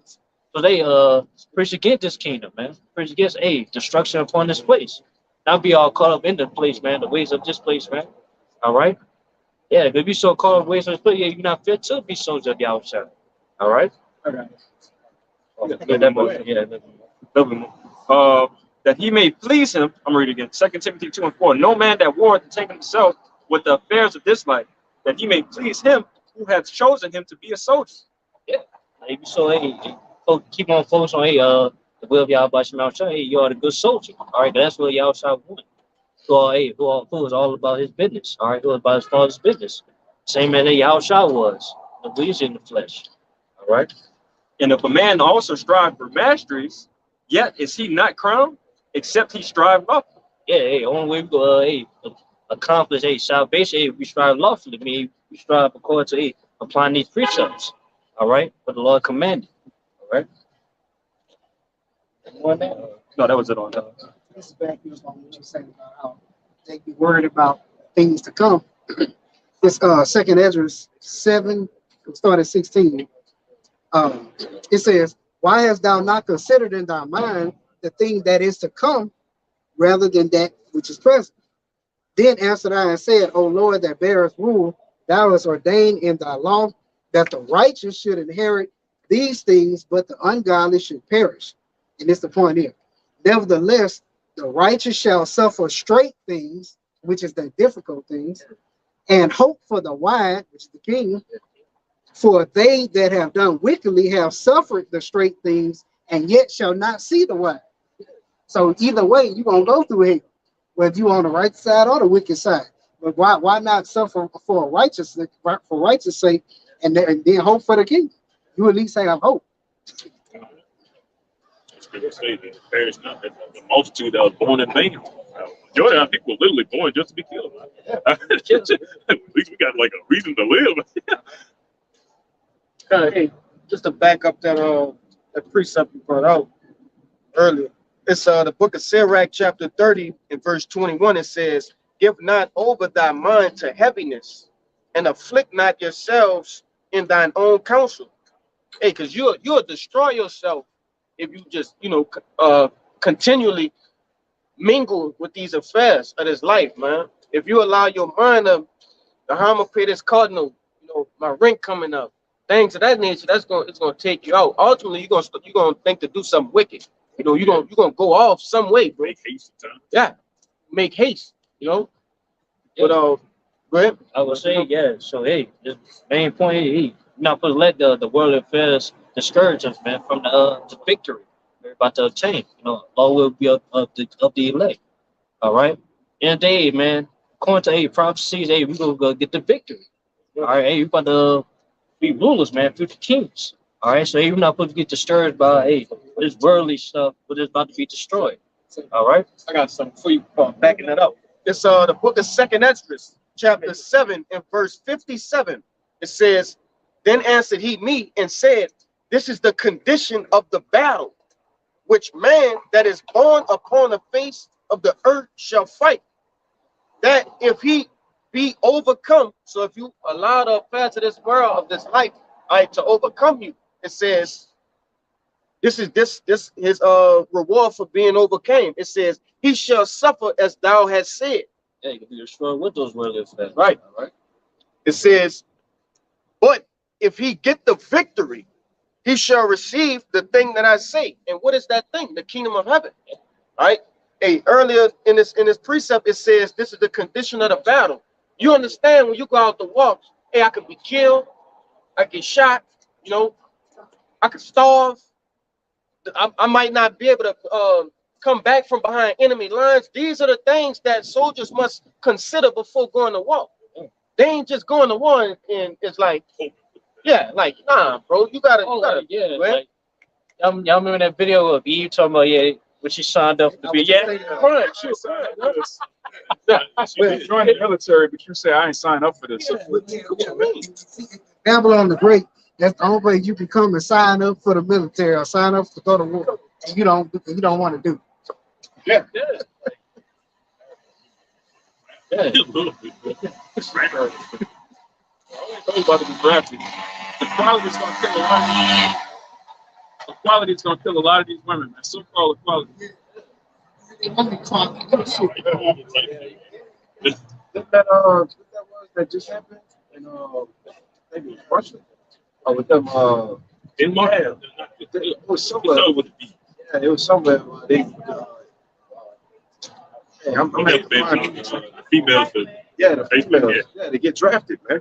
They're conscripted. Yeah, they put a word in it to make it seem like it's not a draft for the women, but they gonna draft the women too. So yeah, Draft your kids, 15, 16, I say the fight stage, they come and draft.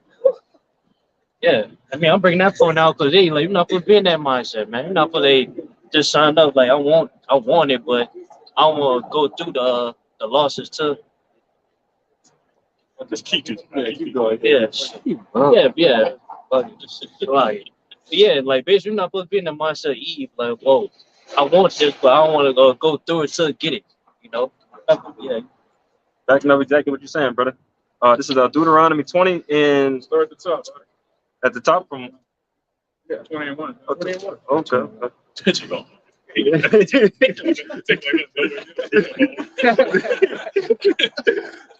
Somebody. This is Deuteronomy 20 and 1. When thou goest out, Deuteronomy 20 and 1. When thou goest out to battle against thy enemies and seest horses and chariots and a people more than thou, be not afraid of them. Right. Don't be afraid of Esau and his Air Force, his military, his so-called Space Force. This man was given a specific time to rule. He was given weapons to have dominion over the earth. When you see these things, don't be afraid. Right? It says, be not afraid of them. For the Lord Yahweh, thy power is with thee, which brought thee up out of the land of Egypt. And it shall be when ye are come nigh unto the battle, that the priest shall approach and speak unto the people. Right. We're the priests today, man. All 12 tribes have been made priests underneath the order of Melchizedek. And it says the Lord brought us out of Egypt. When you read the scriptures and you read how the Lord delivered us from great armies in the past, you shouldn't be bugged out when you see what's coming down the pipeline, man. The destruction is really for the 2/3, man. It's for all the people that don't believe. It's for these heathen. It's not for the men of the Lord. It's not for the priests. Keep going. Verse 3, and shall say unto them, hear, O Israel, ye approach this day unto the battle against your enemies. Let not your hearts faint. Fear not and do not tremble. Neither be ye terrified because of them. Right. Don't be afraid of these people. Don't be afraid of Esau and his military. The Lord is in control of everything. He controls life and death. So Esau has this superpower, these false miracles, this technology. That's all in control of by the Lord. Verse 4, for the Lord Yahweh, your power is he that goeth with you to fight for you against your enemies to save you. Right, to fight for us, man. The Lord is fighting for us. He's fighting our battles, man. Put your trust in the Lord. Don't try to put your trust in a Draco. You know, you got a magazine with 2 bullets in it. That's not gonna last in Jacob's trouble, man. That's not. You're gonna run out of bullets, Jake. You're gonna need faith, which is an endless source of power. Yeah, then the Lord say they'll as like Esau, they'll as grass unto the Lord. Like Lord could destroy them with this. How you like a bug. Like it's like how you destroy grass? Burning. And how you gonna come on, man? The ICBM, easy Russia work. then burn. Yeah, to the Lord, man, that's easy work, man. Easy work. So tell me, you know, different than I. You can't do nothing past what you wanted to do, what you made it for. Verse 5, And the officers shall speak unto the people, saying, what man is there that hath built a new house and hath not dedicated it? Let him go and return to his house. Right. The same excuse that the man gave you, Hawashai. I can't be a disciple. I just bought some property. I can't follow the Lord. I just bought some property. Well, go deal with your property then. Yeah, go bury your father. Move around. Yeah, do your thing, man. The Lord's dealing with soldiers, as the brother just read. Soldiers aren't entangled with the affairs of this life. You got something keeping you coming from camp, don't come to camp. Just go do your thing, man. The Lord is only looking for men that want to serve him above everything else, above your family, above your so-called career. Like this is what y'all serving ultimately. Get the camera on these. Come on, that's what's ruling over. So just stay in the world and follow them. Wherever they go. Right around the corner, whatever blood drinking orgy, alphabet activity they're going to engage in. That's what Jake wants to take a part in. So don't come around us. Yeah, like the LC, man. Go ahead and do that shit. Man. Go ahead. Go do that shit. And you know it's coming up too. Mardi Gras right around the corner. All these balls and all that stuff that going in these buildings right here. Yeah, man, it's about to get wicked around this mother. This is still in verse 5, Deuteronomy 20 and 5. Man is there that hath built the new house and hath not dedicated it. Let him go and return to his house, lest he die in a battle and another man dedicate it. And what man is he that hath planted a vineyard and hath not yet eaten of it? Let him plant a vineyard. You got your cryptocurrency. You got all these little ideas and inventions that you think are going to sprout up in 2030, 2050. Oh, hey, just go back in the world, man. Wait for Bitcoin to hit 100,000, man. And while you waiting, we're gonna be working. Go on. It says, and hath not yet eaten of it. Let him also go and return unto his house, lest he die in the battle, and another man eat of it. And what man is there that hath betrothed a wife, and hath not taken her? Let him go and return unto his house, lest he die in a battle, and another man take her. And the officers shall speak further unto the people, and they shall say, what man is there that is fearful and faint-hearted? Let him go and return unto his house, lest his brethren's heart faint as well as his heart.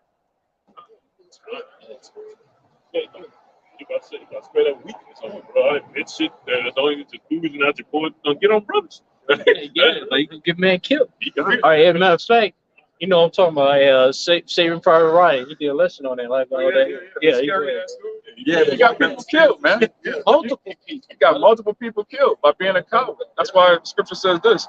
It's the book of Sirach, chapter 37, verse 11. Neither consult with a woman touching her of whom she is jealous, neither with a coward in matters of war. Right, so this is spiritual war, man. You're not supposed to consult with cowards. We don't care about the opinions of you niggas that love the so-called white man. Well, y'all shouldn't say that. You ask Jake on the block, who's in charge of everything? Who's destroying the earth? Jake like, you know who? Jake's scared to say it, man. The so-called white man is the devil. All right, we're not afraid to say that. It's obvious at this point. He's the source of all the disease. He's the source of all of these coon niggas. All right, the pollution, pornography, styrofoam. He's covered the earth with pure madness. We can't call him out. You're a coward, man. The scripture says, consult not with a coward in matters of war. And this is a spiritual war, which real soon is going to get physical. We don't want cowards anywhere near us. If you're scared to show your face on camera, you got that comment board demon, where you just got 100 precepts on the comment board. But it's just madness, man. Just go over there, man. You got it. Yeah. I just wanted to make a point exactly what he's saying. It's like shit. So like, no, you can go. I want to make point quick. I'll make point, man. Back in that brother, because basically, you scared Esau, his troops. Hey, the Lord's gonna deal with you, man. All right, because in the day, like, if you scared of Esau, he just fold. If you scared of Esau, you're gonna be destroyed by the Lord. All right, so either way, go ahead, you go die. All right, ready to go die by the Lord or die for the Lord? Make your choice. That's what I want to say. Yeah. Like you said, part of being that sacrifice is when we go out to war in these battles, we got to also know and be comfortable in our mind that we're willing to die for the Lord. And that's part of the battle. You can't be faint-hearted in this thing to scare other men off.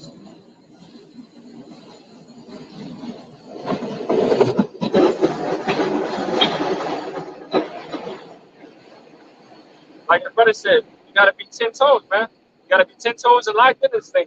You can't. Ain't no time to run away from this thing. Or do that and be die by the Lord. But yeah, your choice. Cause yeah, in the day, like you go face that or face the noose. Which one you gonna face? Either way, you go face your worst fear. All right. Like people scared, like you scared of the truth, and they take now their inventions. They about to put their torches. You know, hey, but what about the noose? You know what I'm saying? Like I'm scared of that. I'm scared of the noose. You know what I'm saying? I got you. It was exactly what you just said. This first Maccabees 3, now start at verse 17. It says, who, when they saw the host coming to meet them, give an example of a war. It said unto Judas, how shall we be able, being so few, to fight against so great a multitude and so strong, seeing we are ready to faint with fasting all this day? All right, so we're in that lower state right now. It look like we're losing, catching hell. Right? It says, unto whom Judas answered, it is no hard matter for many to be shut up in the hands of few, and with the power of heaven, it is all one to deliver with a great multitude or a small company. For the victory of the battle standeth not in a multitude of an host, but strength coming from heaven. Right? It comes from the Lord, man. That's who determines who's going to rule it. I say that he rules in the base of men. This matters by decree of the watchers. He just set up whoever he wants. We up next. You got to going into the fight. No, we about to win, man. Where's John 5? Yeah, bring it out, brother. Bring it out. Yeah, two more verses. Yeah, you got it. It said they come against us, Esau, in much pride and iniquity to destroy us. They come in with all they got. They trying to pollute your mind. They trying to pollute you. Oh, the juice ain't work. Got to use this. Turn the Jews. Just kill some of their family members. They know the elect are on earth. That's why they taking these cautions, precautions measures that they take. It says they come against us in much pride and iniquity to destroy us and our wives and children and to spoil us. It's the same thing today. But we fight for our lives and our laws. Right? So it's bigger than just our life. It's about the law. It's about the Lord, man. We got a contract to uphold. We ain't got no choice, right? Wherefore, the Lord himself will overthrow them before our face. And as for you, be ye not afraid of them. So it's fine. Yeah, let's see. Be not afraid, because hey, we go overcome. We're gonna get the victory. Hey, bring it up. God, this book of 1 John chapter 5, verse 4. It says, whatsoever is born of the Most High overcometh the world. And this is the victory that overcometh the world, even our faith. Who is he that overcometh the world, but he that believeth that Yahushua is the Son of the Most High? Hey, we won. Basically, we already won already, man. Hey, gotta be played out. We already got the victory, so ain't no point of us fear or worry about this devil, man. All right, we gonna overcome these devils, man. Hey, someday we gonna rule over them. All right, that's simple. You got that? This is backing up the point about fearing Esau, like not to fear him and all. This is Isaiah 51:11.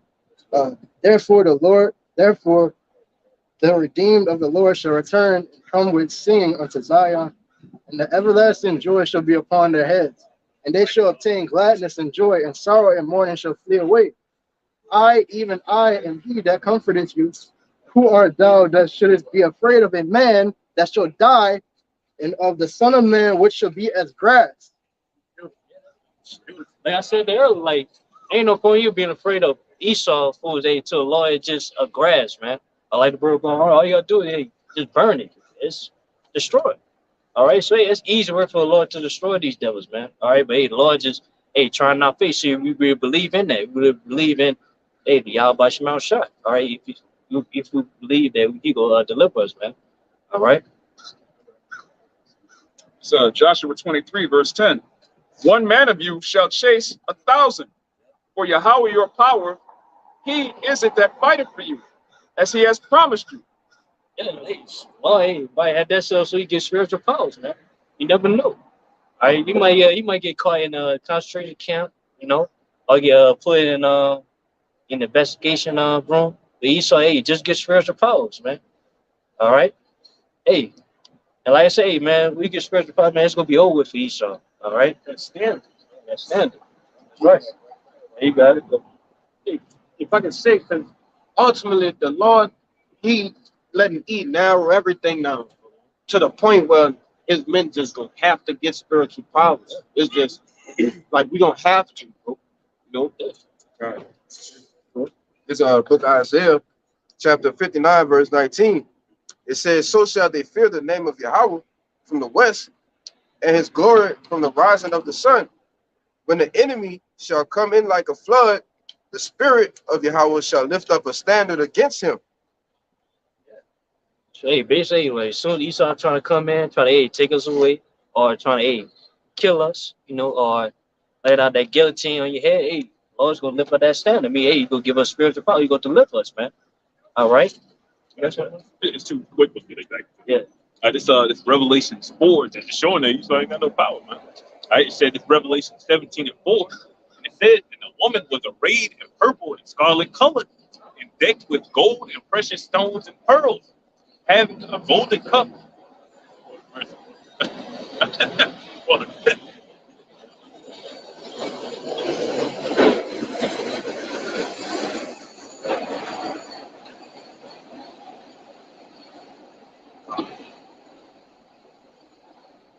this Revelation 17:4, it says, "And the woman was arrayed in purple and scarlet color, and decked with gold and precious stones and pearls." You know that's a whore that ride upon the beast. America, all right, the so-called white man. And they says having a golden cup in her hand, full of abominations and filthiness of her fornication, the westernized way of living. Be this, be that, do what you want, do what you want, no consequences. All right, but I'm gonna get this one in the letter of Jeremiah, right? And it says, "And likewise, their gods of wood and laid over with silver and gold are like a white thorn and orchid, that every bird sitteth upon, and as to a dead body that is east into the dark. And ye shall know them to be no gods by the bright purple that rideth upon them. And they themselves afterwards shall be eaten. It shall be a reproach in the country." It's the same thing gonna happen to America. Like the whole way, he about to get destroyed instantly because he really ain't no god, man. It is Second Maccabees chapter 6 and verse 12. It says, "Now I beseech," oh, and a little bit background information too. When you go up to the beginning of this chapter, is going into the abomination of desolation. All right, and also Israelites were being persecuted for, you know, our customs. All right, upholding our customs and continuing to do it. But it says, "Now verse 12. Now I beseech those that read this book, that they be not discouraged for these calamities, but they that judge those punishments not to be for destruction, but for a chastening of our nation. For it is a token of the great goodness, when wicked doers are not suffered any long time, but forthwith punished." And that's pretty much going into what you were saying, brother. Hey, the Lord gonna take this devil out real quick. When you look at, you know, how long this devil been reigning, he ain't been reigning that long, bro. You know, that's right. It says, for not as with other nations, whom the Lord patiently forbeareth to punish, till they be come to the fullness of their sins, so dealeth he with us. Least, that's meaning the Lord having sympathy for us. He just putting it, you know, broken down. He has sympathy for us. He's allowing us to go so far before he correct us. It says, "Least that being come to the height of sin, afterwards he should take vengeance of us." So, hey, the Lord is going to take vengeance of us. All right? The Lord see what this devil doing us. Okay? You can't rely on your own hand. It says he will take vengeance of us. The Lord see, you know how people getting killed all day and night. Okay? He see these devils accusing us. All right?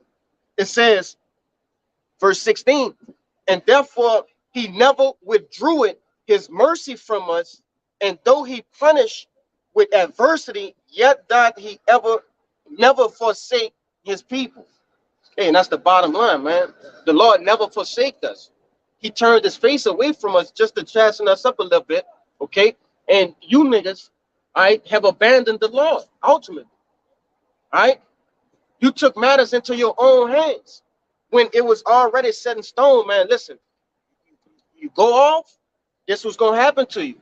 And you niggas think you can, buck the system. What name some shit, man? These different ways Edom put in front of you. I to basically Yeah, they gonna use their give sword. They sword better than them. you can't do that. The Lord said he gonna give vengeance for us. Yeah, basically, yeah, because hey, the vengeance of the Lord. All right, because hey, in the day, he gotta take them down, not us. All right, it's his that's his opponent. Okay. That's what scripture say. Wait till I rise up to the prey. Yeah, wait till I rise up to the prey. Yeah, it remind me of that movie, one of the scene of Chef, where Samuel Jackson was talking to Richard Roundtree, man. He was like, hey, basically, Richard Roundtree was saying, hey, man, bring for my people on. Basically, that Edom might that be up that Jake in the movie. Yeah. Oh, Yeah, Chef. Yeah. Chef. Yeah, Chef. Yeah, basically, yeah. It's like, Yeah. Yeah, basically, he was trying to get vision on that Edom might that be up that Jake in the movie. But yeah, yeah, Samuel Jackson, nah, his ass is mine. But yeah, Roundtree was like, nah, what's God is God? What's it matter? Said, nah, he said it again. He's like, nah, his ass is mine. So basically, that's like how shy is with us. They mine. I gotta get him first. So we get it. This is Romans 12 and 19. Dearly beloved, avenge not yourselves, but rather give place unto wrath. For it is written, vengeance is mine. I will repay, said the Lord. Yeah, vengeance is mine, said the Lord. Hey, yeah, they you gotta get licked first, then hey, we'll come forward after. All right, that's it. and that's the beauty of it. The Lord not stingy. He gonna do what he coming to do. He more mad than all of us put together. We pissed off, but he's super heated, bro. He at the point now where it's like he ready. What the scripture say? He leaped off the throne. Like just imagine the angels holding him back. He ready, bro. That's why the Lord couldn't tell him the day, bro. Like he ready to do this shit. Even the angels, they ready too. That's why hey, I was trying to say in Revelation 7, hey, now hold the destroying wind. That's right, Take a brother. little bit of missiles to the elect yourself. All right, so hey, as soon as the elect yourself, it's over. Hey, the angel and y'all shot the angel about to get busy. I wasn't sounding before they went, those human bodies, they walked around a little bit. Like, this shit is terrible, but they still have to get a lot out first. Yeah. That's something to win. Y'all put this Deuteronomy 32 and 18. It says, of the rock that begat thee, thou art unmindful and hast forgotten Yahweh that formed thee. And that's our people. They completely forgotten the Lord. They don't even care about their nationality. I said, and when the Lord saw it, he abhorred them, he hated them, because of the provoking of his sons and of his daughters. And he said, I will hide my face from them. I will see what their end shall be. But they are a forward generation and children in whom is no faith. All right, so you wonder why we just catching his hell as a nation, why we just catching his hell, you're at the bottom. All right, because you turn your face on the Lord. So he turned his face from you.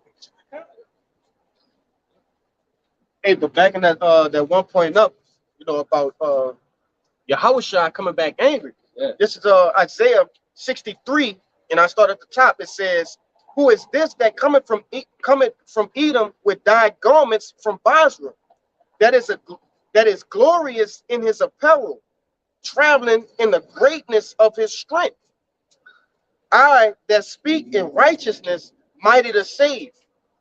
Wherefore art thou red in thine apparel? And why is he gonna be red in his apparel? All right, because he coming to kick ass. You gotta bring that to Basra. Oh, come. Basra being the chief city of Edom. All right, that's who the Lord coming for. You Edomites, man. All right, and this place, America, the U.S., all right, is a spiritual representation of Basra. This is the chief city of the Edomites, man. And in present day, it says, wherefore art thou red in thine apparel, and thy garments like him that treadeth in the wine fat. And if you go back into the ancient world, when they made wine, they got into a barrel and they stepped on the wine to burst the grapes, okay, to press the grapes. It says, I have trodden the wine press alone, and of the people there was none with me. For I will tread them in my anger and trample them in my fury, and their blood shall be sprinkled upon my garments, and I will stain all my raiment. All right? Like you see in the movies where hey, soon as they kill somebody, you know what I'm saying? They got blood all over them, you know. That's demon. Yeah, That's a demon. yeah. They say y'all shot, hey, as soon as he finish, hey, it's going to be filled with blood. You know, all the blood shaved by the man. Like you said, Deuteronomy 32 and let me see, Deuteronomy 32 and 21 said they have moved me to jealousy with that which is not Yahweh. They have provoked me to anger with their vanity. All right, trying to be like the so-called white, trying to be like the heathen in general, man. But chiefly, you trying to be like Esau. He's just a base of men. So take that wickedness and make it worse. It just that's good. So your deeds are overpass the wicked. And it says, I will move them to jealousy, which with those that are not a people. I will provoke them to anger with a foolish nation. That's why you put Esau on me. For a fire is kindled in mine anger, and shall burn unto the lowest hell, and shall consume the earth with her increase, and set on fire the foundations of the mountains. So Lord coming to throw the whole structure down, man. The whole mindset, the people, the financial, everything, trying to destroy everything. Man. Lord is disgusted with this place. Man. We getting disgusted with this place. And as days go on, you get more disgusted. yeah, laws. Yeah, it also say, hey, laws going to destroy more than save. So Lord's going to kill a lot of people. Billions and billions of people on the earth, man. He only saving 144,000 and a third for the nation of Israel. So even 2/3 of his own nation, his own people, he gonna put to death, man. It says, I will heap mischiefs upon them. I will spin mine arrows upon them. What you think those arrows talking about, man? Missiles. All right. It says, they shall be burnt with hunger and devoured with burning heat and with bitter destruction. I will also send the teeth of beasts upon them with the poison of serpents of the dust. All right. From actual snakes to that juice. All right, you got bit by that. All right. It says, the sword without and terror within shall destroy both the young man and the virgin, and the suckling also with the man of gray hairs. Everybody, like you said, Ezekiel 9, everybody, anybody can get it. Yeah, everybody go get it. Like, never got that mark of exemption. Hey, man, prepare to die, man. Basically. It's Revelations 14 and 20. That's the point. I'll start at the point. It says, and the winepress was trodden without the city, and blood came out of the winepress, even unto the horse's bridle, by the space of 1,600 furlongs. All right, and which is going into when the angel, all right, which is Yahushua coming back. It said, and the blood came out of the winepress, even unto the horse's bridle. You know, that's just how the blood is going to be. I think it's like 180 miles high. You know, 184 miles. 184 miles high, man. That's a lot of killing. That's a lot of killing. In this time, man. Yeah, hopefully all the prophecies be fulfilled. You know, and we hope that Yahushua come back and deliver us, and do his thing, man. You know, it's like that happened. Like we looking at them like they call third world countries, like Venezuela. Like it happened in a week, bro. One blackout, out of food. You can't get this, you can't get that, can't go here, can't go to the gas station. It's easy. It'll only take one day. Like other guys talking about that Project Typhon. It'll only take one day. We had to end the Project Typhon. It's been 2 years later. It said the earth is ripe, so you reap and harvest, and the fruits are ripe. That means it's time to it's time to get busy, man. It's time to I was gonna say it's time to you getting fruits and everything is ripe. You bringing them in, and now it's time to sell them or do whatever you do with them. Hey, the planning and plotting has been done already. Now it's time for them to take action, and ultimately that's the Lord pushing things and making things go quickly, man. Yeah. This, contrary to popular belief, this place have a set date, time, okay, all the way down to the millisecond of this devil's reign. Right? It's not gonna go 1 second over what it's supposed to. Yeah. No concern city, man. That's where we at. That's right. This is America, right? Got put it's one verse. Just log it out. All right, Matthew 13-39. It says the enemy that sows them is the devil. That's talking about the spiritual tares and the literal tares, right? All right, and it says, but the point is right here. It says the harvest is the end of the world, and the reapers are the angels. Right? So when they thrust in that shit, literal angels gonna be. It's gonna be crazy, bro. Literal angels gonna be on the earth. Demons, apparitions, like the shit out the ring with that bitch crawling. Gonna see them bitch crawling up. There's gonna be a lot of shit happening. I'm joking, but I'm not. Chariots everywhere. It's the account of that. It's Joel chapter 3, verse 13. You up on that. Put ye in the sickle, for the harvest is ripe. And he just read that the harvest is the end of the world. Come get you down, for the press is full, and the fats overflow, for their wickedness is great. Multitudes in the valley of decision, for the day of the Lord is near in the valley of decision. The sun and the moon shall be darkened, and stars shall withdraw their shining. And the Lord also shall roar out of Zion and utter his voice from Jerusalem. And the heavens and the earth shall shake, but the Lord will be the hope of his people and the strength of the children of Israel. Yeah, with that sickle has represented the instruments of destruction. So hey, yeah, basically get the instruments ready, man. Hey, so hey, the wickedness is great. Like it says, hey, reach up to the heavens, man. So hey, Lord, I gotta, hey, man, destroy this place, man, and the people in it that's that's doing these wicked acts. All right.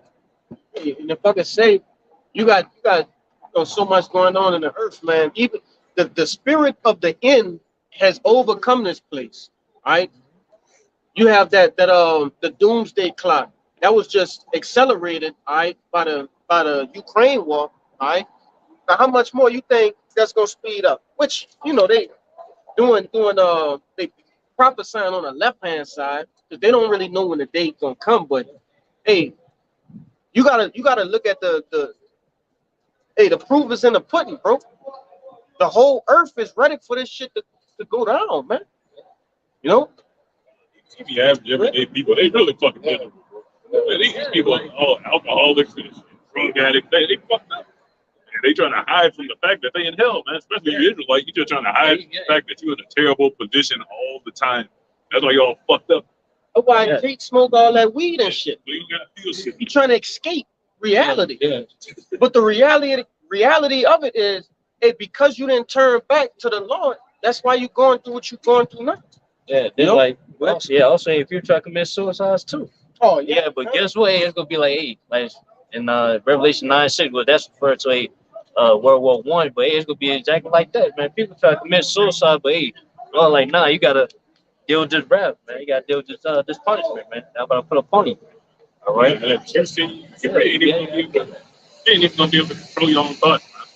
You start really turn that G up, you're not even gonna control yourself. All right, I got one backing up brother. This Romans 13 and 11. It says, in that knowing the time that now it is high time to wake out of sleep, for now is our salvation nearer than when we believe. Yeah, now it's time to wake out that sleep. All right. Also, wake up. All right, but also, sleep means going to that slothfulness too. Like, it's time for us, to step it up now, because our salvation is nearer than we believe. Now it's time, to do what we gotta do to obtain salvation, man. So we gotta be, caught in those clouds, man, those chariots. All right. The night is far spent, the day is at hand. Therefore, let us cast off the works of darkness and let us put on the armor of light. Yeah, cast off the work of darkness, man. Represent the wickedness of this world. And put on that light, which applying these words, man. What is that light? Okay. It's far spent, else. It's just exceedingly weird. Everything wicked, bro. The average woman you run into, she's gonna be a bi. Your average nigga you run into, he playing all type of weirdo game. You're a weirdo, he freaked out. Like, it's just bad, man. Like, the animal's sick, the air is polluted. Shit, depression. You wake up, you getting attacked by demons in your sleep. That's been a major thing. Demons attacking the whole nation now, man. Y'all starting to see the shit the men of the Lord been deal with, starting to come on to the Commonwealth. It's gonna get worse.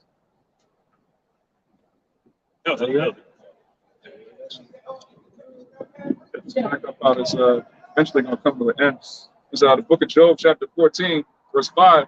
Seeing his days are determined, the number of his months are with thee, Thou hast appointed his bounds that he cannot pass. Yeah, they say, man, Esau can't reign more than he was sick, man.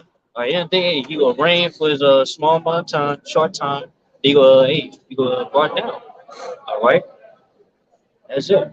That's plain right there. That's oh, you looking like. Hey, man, Faye, your brother get Hebrews 13:14. Everybody get it. Anybody, yeah, up there. Kyle, you got it? Yeah, 13:14. Hebrews 13 and 14. For here, have we no continuing city, but we seek one to come. Yeah, well, hey, here we know for here, America, we have no continuous city. All right, hey, so this place is not gonna continue, man. It's gonna come down. All right, as we know, as we can see, as we know that this place is coming down, hey, we see one to come, which ain't the kingdom of heaven, man. All right, which ain't we gonna be rulers, man. But Yahweh shot. Okay, that's what we seeking for. All right, as the scripture say, we shall not affections of things above now on earth. All right, because hey, things on earth is gonna be destroyed. All right, you shall not affections being our cares, our worries on the things above. Because they eternal life, you know.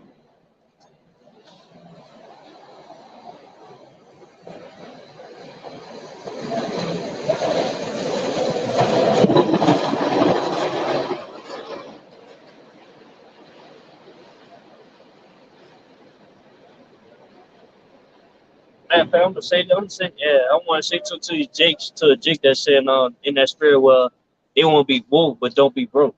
Remember that? Yeah, like man, Jake won't be woke, but yeah, Jake won't be woke, but yeah, don't want to be broke. All right, but hey, Jake in that mindset, they're still trying to like secure the bag, trying to establish themselves within society. Well, hey, this place is crumbling, man.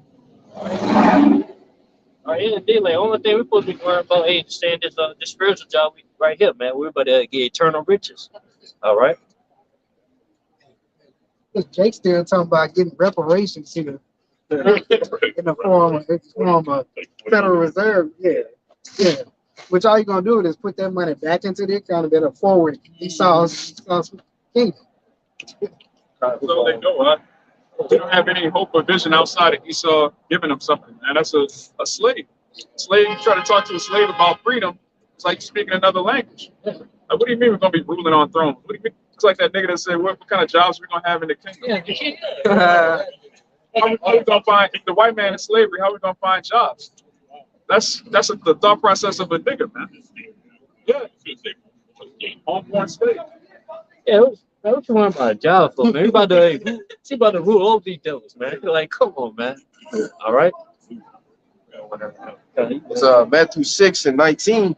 It says, lay not up for yourselves treasures upon earth, where moth and rust doth corrupt, and where thieves break through and steal. Yeah, it said lay down upon treasures where hey, we read again. Where moth and rust do corrupt. Yeah, where moth and rust do corrupt. Yeah, thieves could steal it. Well, hey, it could be taken away from you, man. Now, even like Esau could take all the riches, the treasures away from you at any given time, man. All right. You're not supposed to set our mind upon that, man. You're not supposed to be all worrying about that, man. But hey, it says, but lay up for yourselves treasures in heaven, where neither moth nor rust do corrupt, and where thieves do not break through nor steal. Yeah. Well, hey, what the Lord got set up for, man. In heaven, hey, nobody can take that away but the Lord himself. Which, hey, be all the hope you lay, the Lord ain't going to take that away from me, man. Hey, we already got it. If we already elect, man. All right. It says, for where your treasure is, there will your heart be also. Yeah, wherever your treasure is, wherever your heart be also. Wherever you want to obtain, wherever you want about obtaining, hey, that's where your heart be. All right, wherever your mind on, which our mind supposed to be on the heavens of things above, not on things of earth. Hey, Yeah, I be full of like, yeah, ain't gonna be full of darkness. All that chasing back and fucking business. Be done camp too. Y'all just wearing the garments, but y'all got that same mindset niggas got. That's the extent where the niggas can be having a nice woman, and nice house, and a bunch of material shit, but we want more than that. Right? It's 1 Timothy 6 and 5. You can break it down. Right? It It says, perverse disputings of men of corrupt minds and destitute of the truth, supposing that gain is godliness. From such withdraw thyself.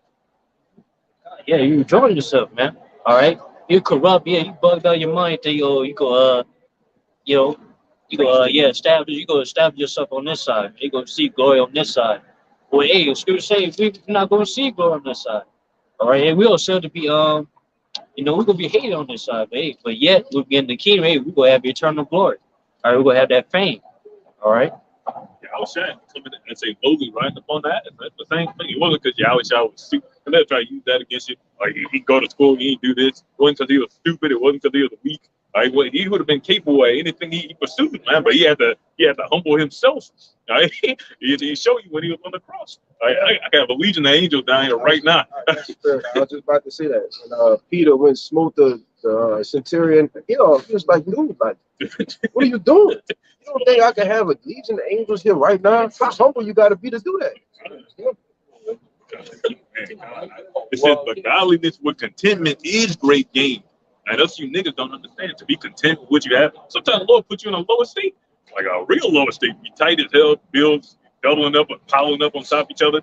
Right? But they see us as bums, but you wouldn't be able to handle the things we go through. Right? For righteousness' sake, losing your job for righteousness' sake. Man, you niggas lose your job, but you want to bring weed on the site. Man. That's the type of shit you dumb shit, nigga shit, bro. Yeah, because they scripture say before honor come humility. Like we gotta get humiliated before we get that honor. All right, that's simple. That's simple. Like we've been going into like the wicked mindsets of Jake out here, thinking that they can prosper and all that shit, and basically putting their treasures here. But this is the mindset of us. We don't like being in this captivity. We don't like to have our enemies ruling over us. We cry to the Lord for this bitch to be destroyed, man. But this is Psalms 13. I'm gonna start at 1. Start from the top. How long wilt thou forget me, O Lord Yahweh? Forever? How long wilt thou hide thy face from me? How long shall I take counsel in my soul, having sorrow in my heart daily? How long shall my enemy be exalted over me? Consider and hear me, O Lord, my power. Lighten my eyes, lest I sleep the sleep of death. Lest mine enemies say, I have prevailed against him, and those that trouble me rejoice when I am moved. But I have trusted in thy mercy, and my heart shall rejoice in thy salvation.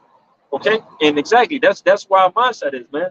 We're crying to the Lord. We want this shit to be over with, man. We don't want this shit to go on another year. Rather much, people saying 50 years, and like the other brother was talking about the Bitcoin, want to see Bitcoin rise and land their treasures here on earth, man. We got our mind getting ready to, for our kingdom to come on here. Yeah, we're ready to get the fuck out of here. They talk about they can see the U.S. going to war with China by 2025. They can see full implementation of the CBDC by 2030. Man, we want that shit to happen tomorrow, man. Yeah, in a couple hours. Yeah, yesterday. Yesterday. We're not trying to be in here 2025, 2030, man. We know we got the kingdom coming, man. When the kingdom, everything's gonna be better than like we get in America, man. That's why hey, we seeking those things. Right? Like, you're gonna get things you can actually keep. That's how you know you're really living. You're immortal. You're gonna have shit you can actually keep. You deal with a woman, you can have that woman forever. You got your kids, you can have that kid forever. You get a house, you can have that house forever. Like right now, you losing everything. You can lose everything. You can literally lose everything. Yes, you will lose everything. Like back we were saying like houses, like we gonna have mansions, bro. We're gonna live there. We're gonna live in different planets. Palaces. Yeah. Like yeah. Like, that's when you really rich. You own another human being. And you got them at your every whim. Come on. We're talking about triple trillionaires. Triple trillionaires, man. There's 1 Corinthians. You was done with that? Yeah. Okay. 1 Corinthians 2:9. It says, but as it is written, I had not seen, nor ear heard, neither have entered into the heart of man the things which the Most High had prepared for them that love him. And I had not seen, we have a somewhat of a thought of what the kingdom is going to look like. We have somewhat of a thought of the things that's going to be in eternal life. But it says, I have not seen, it has not heard, You say, it said, the Lord going to give us things why we think it? You know, we gonna think it, and then boom, it's gonna be that. Then it's gonna say, "Oh, call Allah, how about you outside?" You know, is I had not seen, it had not heard, man. What the Most High got prepared for us is way more worth than anything that you can have here in this captivity, man. You know, Like I tell you, that alone, that we can't even think of it, man. Yeah, can't The shit think that about we it. thinking of right now, I can't it's imagine. more than that, and then some. Yeah, can't imagine. We can't imagine. It's far out the world of our minds what the Lord has planned for us. You know, if we stay locked into this thing. Yeah. Like, yeah, we can't even picture ourselves having eternal rest right now. Because we're going through so much hell on this side. All right. So, hey, so for us to being the king, we have eternal rest. You know what I'm saying? Like, that's good. Even that's going to be big for us, man. Rest is allowed. Yeah, I'm on that right now. Oh yeah, Yeah, I'm pulling it. Good. It's 2nd Ezra chapter 8 and verse 52. It says, "For unto you paradise is open, the tree of life is planted, the time to come is prepared, plenteous is made ready, a city is builded, and rest is allowed. Yea, perfect goodness and wisdom. The root of evil is sealed up from you. Weakness and the moth is hid from you." And going back to what that brother was saying, you can actually, in the kingdom, you're gonna actually have things that you can keep, man, that you can, give pass down, to your and then some, Yeah, because we gonna have those bodies, but hey, we gonna have the right mindset. Like, That's right. yeah, we ain't gotta worry about be overtaken, this and that. And they say we gonna have the body, so hey, we gonna how to balance. We have that righteous body, man, immortal bodies.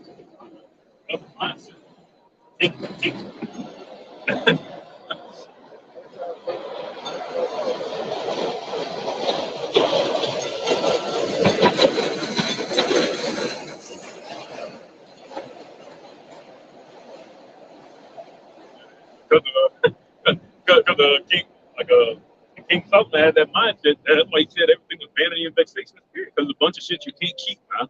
You say, what do you do if you have a son and your son turned up wicked? He fuck your whole fortune up, man. But we ain't gonna have to worry about that. Right? There's a quick one right here. This Matthew 18. Okay. back at 53, it says, "The root of evil is sealed up from you, weakness and the moth is hid from you, and corruption is fled into hell to be forgotten." Yeah, we have immortal bodies, but we ain't gonna go off no more, man. All right, we ain't gotta worry about dying. We have eternal life, man. All right, that's what that's talking about.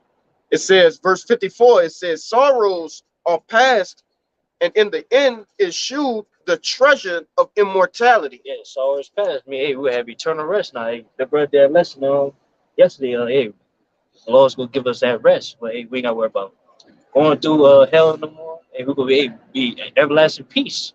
All right. and that rest can only come from the Lord, man. That's the only way. That's the only place it could come from. Heathen can't give you rest, man. All it can give you is more persecution, more idols to worship, more fake money that's going to turn into debt. You're going to have to pay off. Jake looking for rest from the goddamn devil, man. Let's hit this real quick, back up the kingdom being eternal. It's 2 Corinthians 4. Shrink, I'll be waiting for the precept, man.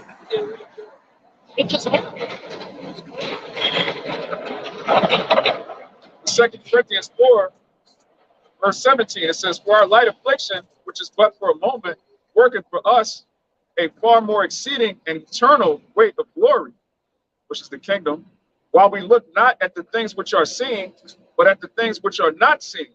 For the things which are seen are temporal, but the things which are not seen are eternal." Yeah, like things we see are temporal, man. Things we see, in America is temporal, man. It's about to be burnt up.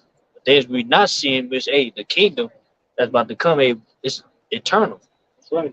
Everlasting, man. It's not gonna go down. All right. Ain't nobody gonna take your house shot down, the kingdom down, man. Come on. Yeah. Right, so it's Matthew 16 and 18. It says, "And I say also unto thee that thou art Peter," which we know is King David in the Revelations. They say, "If he shall give the kingdom, key of King David the keys of heaven." Right? It says, And upon this rock I will build my church, and the gates of hell shall not prevail against it. So once the kingdom come, ain't nobody overthrowing the Lord, man. Like it says, and I will give unto thee the keys of the kingdom of heaven. And whatsoever thou shalt bind on earth shall be bound in heaven. Like the brother's going into, you gonna pray or something, it's instantly gonna be manifest. You're gonna be able to do whatever you think of, man. Right? In righteousness. Okay, it says, and whatsoever thou shalt bind on earth shall be bound in heaven, and whatsoever thou shalt loose on earth shall be loosed in heaven, man. That's the type of power we want. Right? Power over, that's multi-dimensional power. You're going to have domination over everything. Scripture say, do you not know you should judge angels? So what is the smallest matters? Heathens. Man, right there, man. Everybody about to be rulers. All right. But before we can rule these nations, we gotta rule over ourselves first. All right. We gotta learn how to rule ourselves before we can rule a nation. All right. That's Hey, in the ancient world, before the heir of the throne became king, his whole life he was built up, taught manners, taught how to fish, go to war. This is that process that we're going through, over carnations, you know what I'm saying? Reincarnation, bro. The Lord has been preparing us for rulership. Ultimately, at the end of the day, he's been getting our spirits prepared to be those rulers, man, of the whole planet Earth.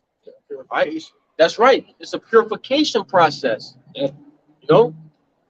You gotta look at it too. It's a big thing. Like, it's not no small thing just being a joint heir with our shot. Well, you about to rule over the whole world, like king of the whole world, man. The heavens, and the earth. That's crazy, bro. That's crazy. Yes. Just check it the yes. That's Galatians 4:1. Now I say that the heir, as long as he is a child, differeth nothing from a servant, though he be Lord of all, which is how we start out with princes. That's right, being groomed to be kings, but is under tutors and governors until the time appointed of the father. Right, so you're under tutors and governors right now. That's the law, statutes, commandments, the elders, the older brothers. We're under tutors and governors teaching us how to be kings and rule. But real soon, man, we're gonna be given actual physical scepters, go upside the heathen head, bash them into pieces, have the blood squirt out. It's gonna be just pure judgment, righteous judgment. Yeah, man. Soon, but now, we gotta work on ourselves. We gotta prepare our minds to be that bride, that perfect bride. That y'all say, the chance virgin. All right. Yeah, but that's so much. Second Ezra chapter 2, verse, I start of 43, right? 42. Second Ezra 2:42, it says, I, Ezra, saw upon the Mount Zion a great people, whom I could not number, and they all praised the Lord with songs. And in the midst of them, which that's like, it says, in the midst of them there was a young man of high stature, taller than all the rest. And upon every one of their heads he set crowns, and was more exalted, which I marveled at greatly.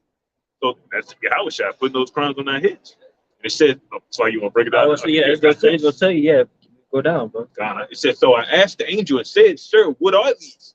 He answered and said unto me, These be they that have put off the mortal clothing and put on the immortal, and have confessed the name of Yahweh. Now are they crowned and received palms. Put out that mortal clothing. We put out the works of sin. All right, put out the darkness of this world. All right, the ways of this world, which is wickedness. All right, we call that immortal. All right, we serve Yahweh by Shemel Shai. All right, to the best of our ability, rehearsing those righteous acts.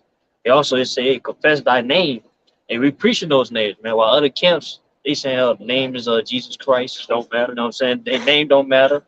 All right, or they privately saying the name, but no, we publicly saying the name, right? How about Shemel Shai? All right.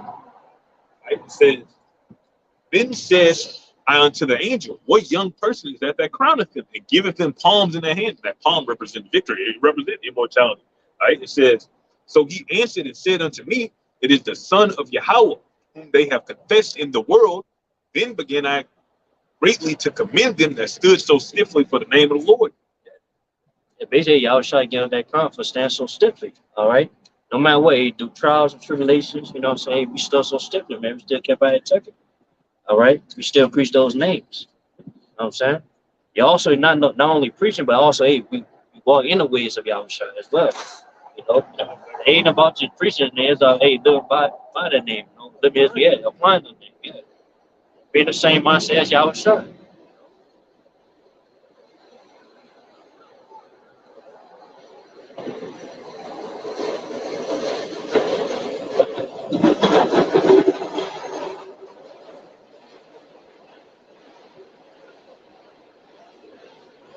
It's the book of Revelations, chapter 14 and verse 4. Get straight to the point. It says, these are they which were not defiled with women, for they are virgins. These are they which follow the Lamb whithersoever he goeth. And that not defiled with women, that's going into these different doctrines, all right, different religions, all right, different ideologies, these different things, it is defile you, man. All right. It says to be a virgin. Hey, this is the only thing we subscribe to. All right, the truth. Okay, the truth of Yahweh by Shem Yahushua. You're not calling on other names like the brother went into. All right, Yahushua, Yahweh. Hey, it's Yahushua. Yahweh, why Yahushua, man? As right? As our one only husband, man. That's right. Yahushua is our only husband. It says, these are they which follow the Lamb whithersoever he goeth. These were redeemed from among men, being the first fruits unto Yahweh and to the Lamb. And in their mouth was found no guile, for they are without fault before the throne of Yahweh. Yeah. Found no guile. I mean, hey, we're not preaching false doctrines. That's right. All right. That's what we're saying. There might be no guile. I mean, hey, we speak the 100% truth. All right. According to the scriptures, man. According to the spirit of the Holy Spirit. All right. They also say, hey, we found no fault because if we all the elect, hey, the Lord cleanses from our sins. All right. That's when we have no fault. All right. That was it. So Philippians 3 and 17. Right? Philippians 3 and 7. Super slow too. That's so pretty. It's Philippians 3 and 17. It says, Brethren, be ye followers together of me, and mark them which walk so as ye have us for an example. Okay. It's Philippians 3 and 17. Brethren, be ye followers together of me, and mark them which walk so as ye have us for an example. They put walk an example of Yahushua, man. All right. And they put follow his footsteps, all right? Because Yahushua walked for he did what the will of Yahweh Yahweh. All right. And what he got? Hey, the right hand, nice in the right hand of heaven with the Father. All right. So the same day we got follow those footsteps so we be joint heirs with Yahushua. All right. That's the only way. God says, for many walk, of whom I have told you often, and now tell you, even weeping, that they are the enemies of the cross of Hamashiach, whose end is destruction, whose power is their belly, and whose glory is in their name, who mind earthly things. Yes. They belly is. They doing mind their belly. I mean, they do what they want to do. All right. But hey, you do what you want to do. Hey, it makes you the enemy of Yahushua. All right. Yeah. Teaching them names. They know the name. All of y'all know purpose. Say you got no leeway.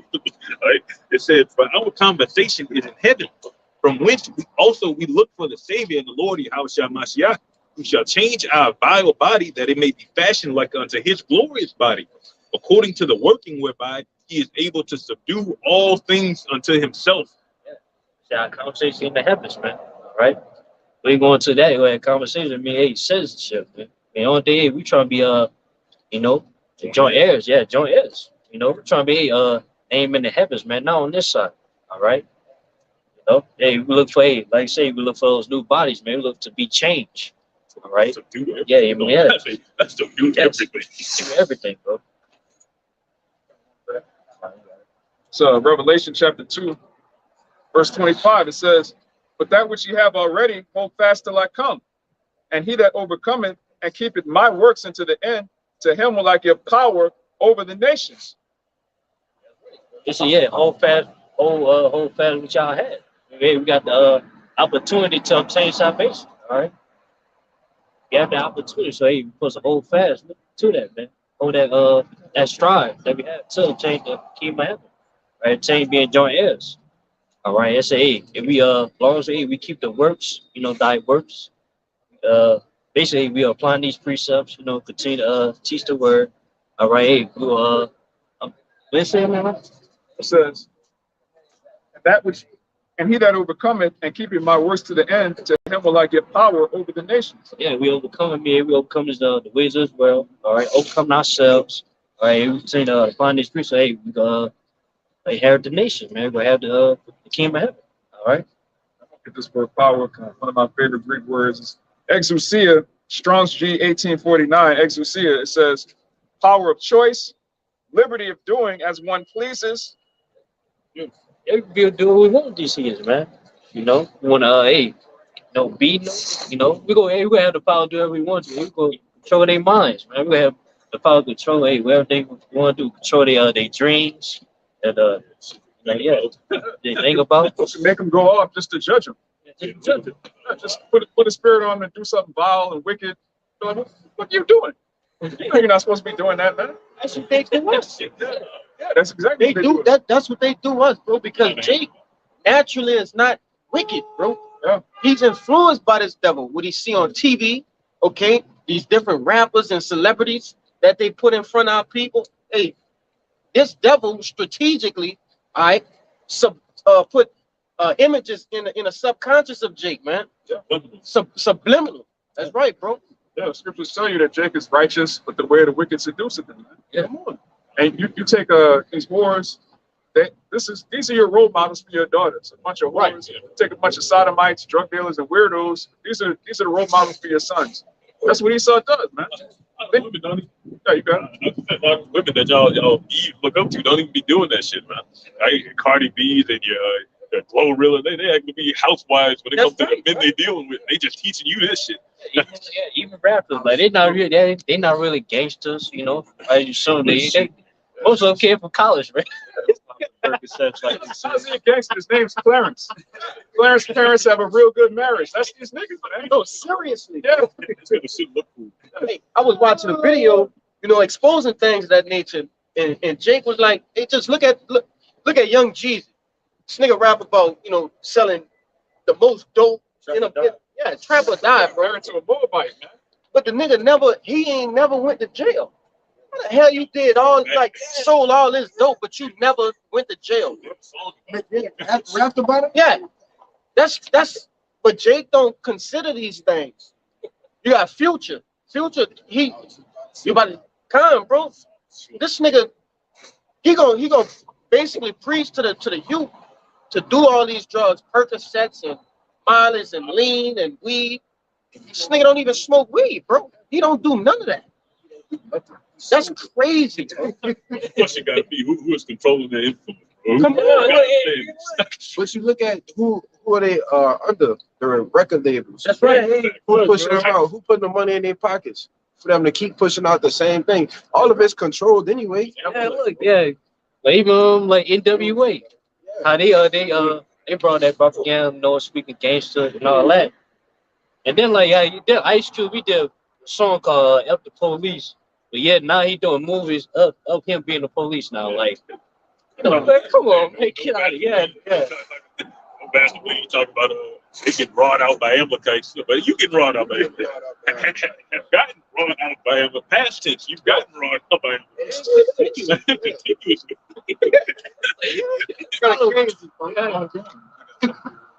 No, they too. It says, it's back in Exousia, it says power of choice, liberty of doing as one pleases, physical and mental power, the ability or strength with which one is endued, which either possesses or exercises, the power of authority, the power of influence, which we're gonna pull all the strings in the kingdom. We're gonna call all the shots. We're gonna be controlling what's in and what's out.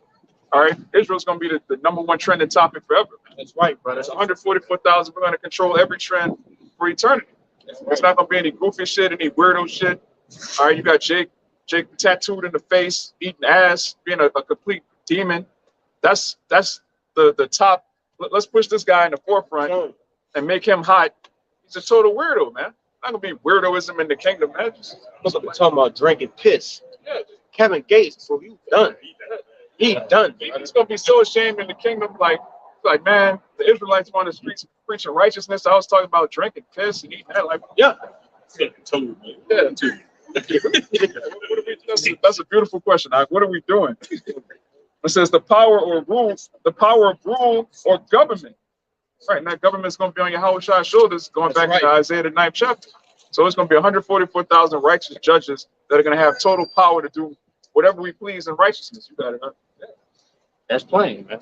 Gotta make this thing, think with all the power that Esau has got, he still does not have total control.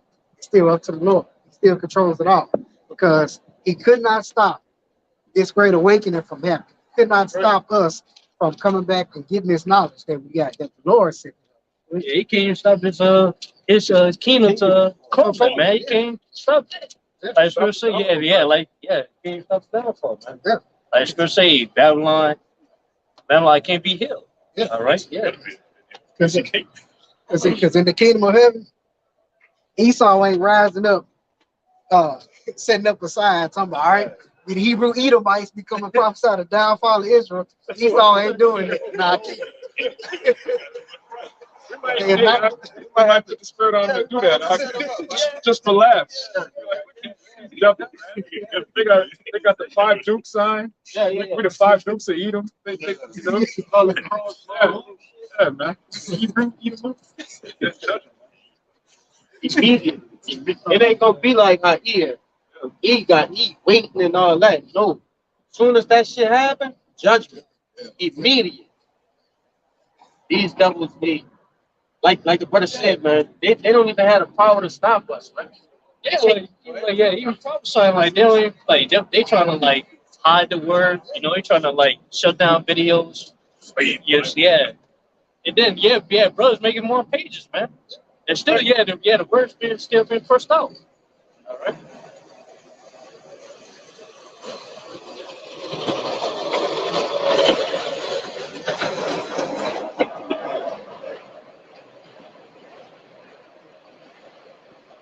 Yeah, man, this devil been trying to hide the word for like many years now, but now shit is being pushed forth, man, to the whole world, man, to all 4 corners, man.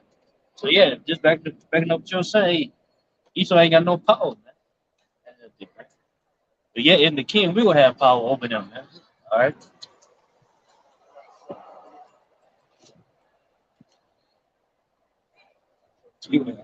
Go through it. All right, this Romans chapter 10 says, I'm going to start at verse 14. How then shall they call on him in whom they have not believed? And how shall they believe in him whom they have not heard? And how shall they hear without a preacher? And how shall they preach except they be sent? So there's no way that this gospel could go out unless it was ordained by Yahweh Bashem Yahushai. He wanted his name to be published. He wanted the elect to hear the true gospel. He wanted the Israelites to know who they are, to know who the heathen are. And we've been publishing it, man. And Esau couldn't do anything to stop him. He tried, he spent hundreds of years and billions of dollars to hide his truth, and the Lord just gave it to us for free. Right. Yeah. Also, let these wicked people know their judgment too. Yeah. All right. Knowing that they commit sins, you know what I'm saying? Hey, you gonna get judged for it. All right. Like brothers always say, he sent to be exempt, or sent for destruction. All right. There's only the elect will be exempt. Only a small amount of people. It's gonna try to pop in. We shit is black and white. Yeah, right and wrong. Ain't no gray area, bro. There's no gray area in this. All right. It says this Acts 5:38. Spirit out the God. I was looking for it. I was on the wrong page. Acts 5:38. It said, and now I say unto you, refrain from these men and let them alone. For if this counsel or this work be of men, it will come to naught. But if it be of Yahweh, you cannot overthrow it. Lest happily ye be found to fight against Yahweh. I mean, that's the position Esau literally about to find himself in. He keep trying to overthrow the word. I'm gonna censor them. I'm gonna do this. Now you about to have to actually fight the Lord. I say, like Pharaoh, just because you don't want to let the people go, man. Cancel Yahushua when he comes back. So like the cancel Yahushua, cancel the angels, all right, cancel the elect. You don't have any power. He fucked up. Finished. Yeah. But even like even shoot, wicked Jakes, that's speaking against the teachers, the apostles, elders of great ministers who we learn from, they bugging up against them, but they still teaching at many years, man. All right, so that just let you know, this the Lord is dealing with these guys. We believe that the Lord is dealing with the apostles of GMS. All right, because anybody that's supposed to get somewhere, where they at now? All right, Fell by the wayside. Yeah.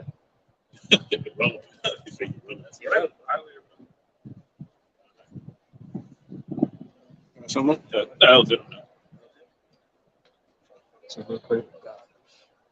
get a quick just going into the whole slavery thing, man. The power we gonna possess over the nations, all right? It's the book of Psalms, chapter 2, and verse 8. It says, ask of me, and I shall give thee the heathen for thine inheritance, and the uttermost parts of the earth for thy possession.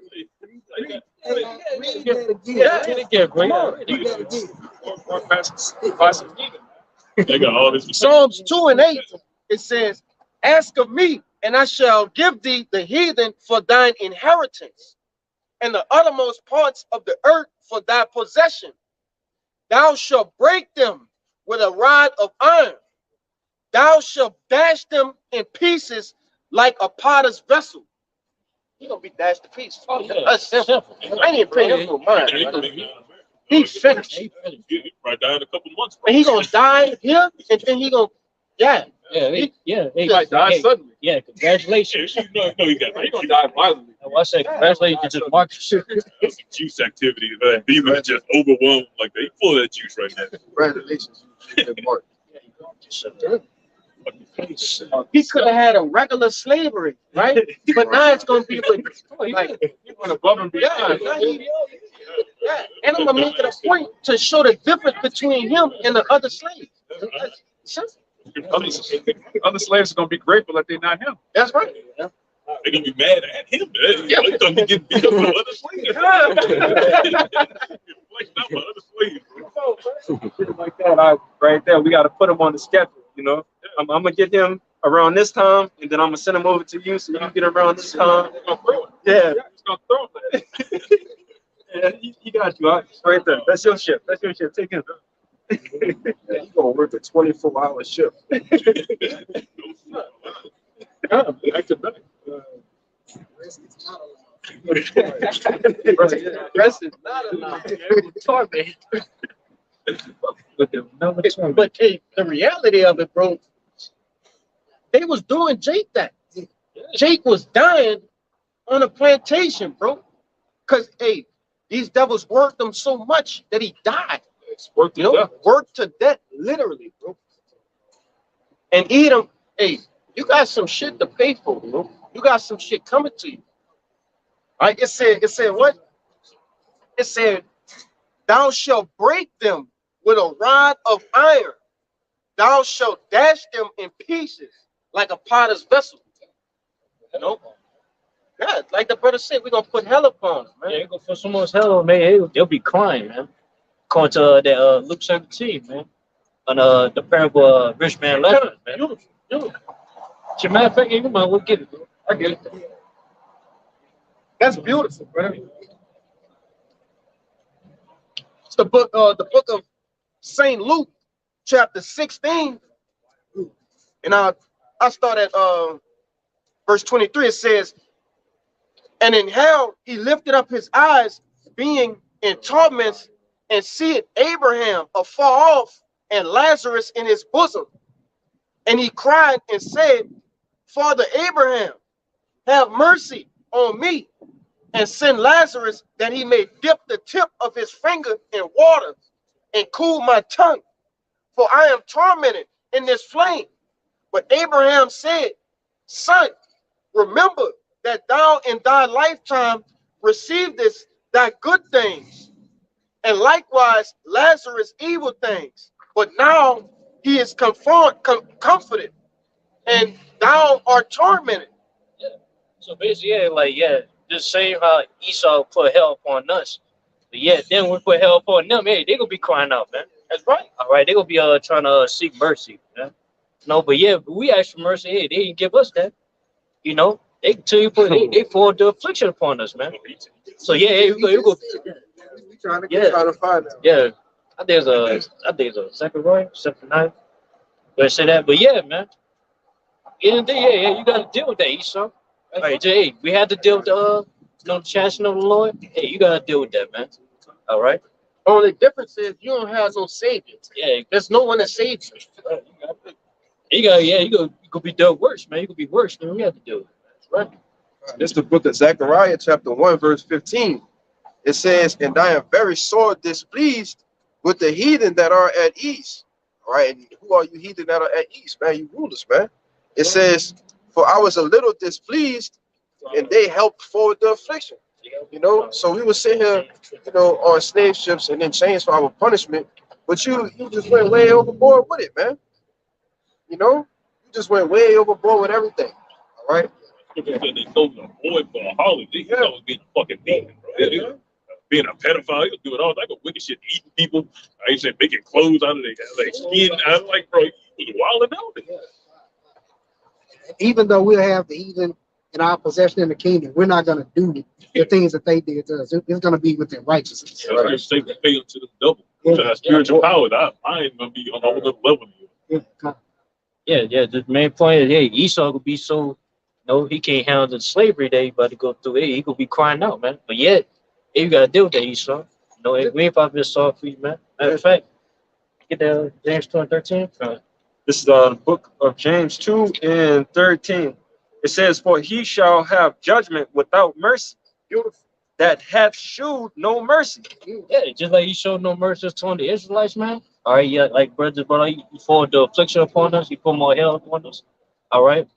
Hey, same thing gonna do to you. You get in the kingdom, man. They say hey, you gonna receive double. So it's gonna be worse. Yeah, man.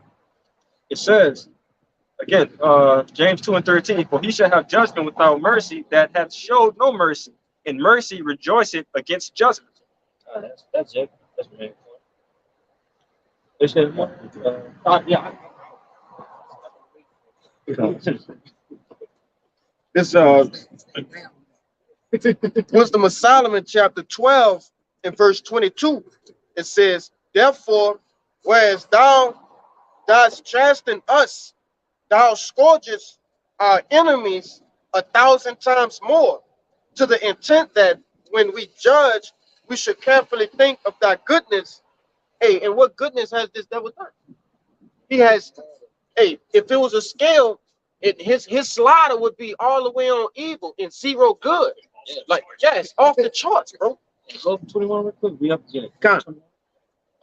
Wisdom of Solomon, chapter 12 and 21, it says, with how great circumspection didst thou judge thine own sons, unto whose fathers thou hast sworn, and made covenants of good promises.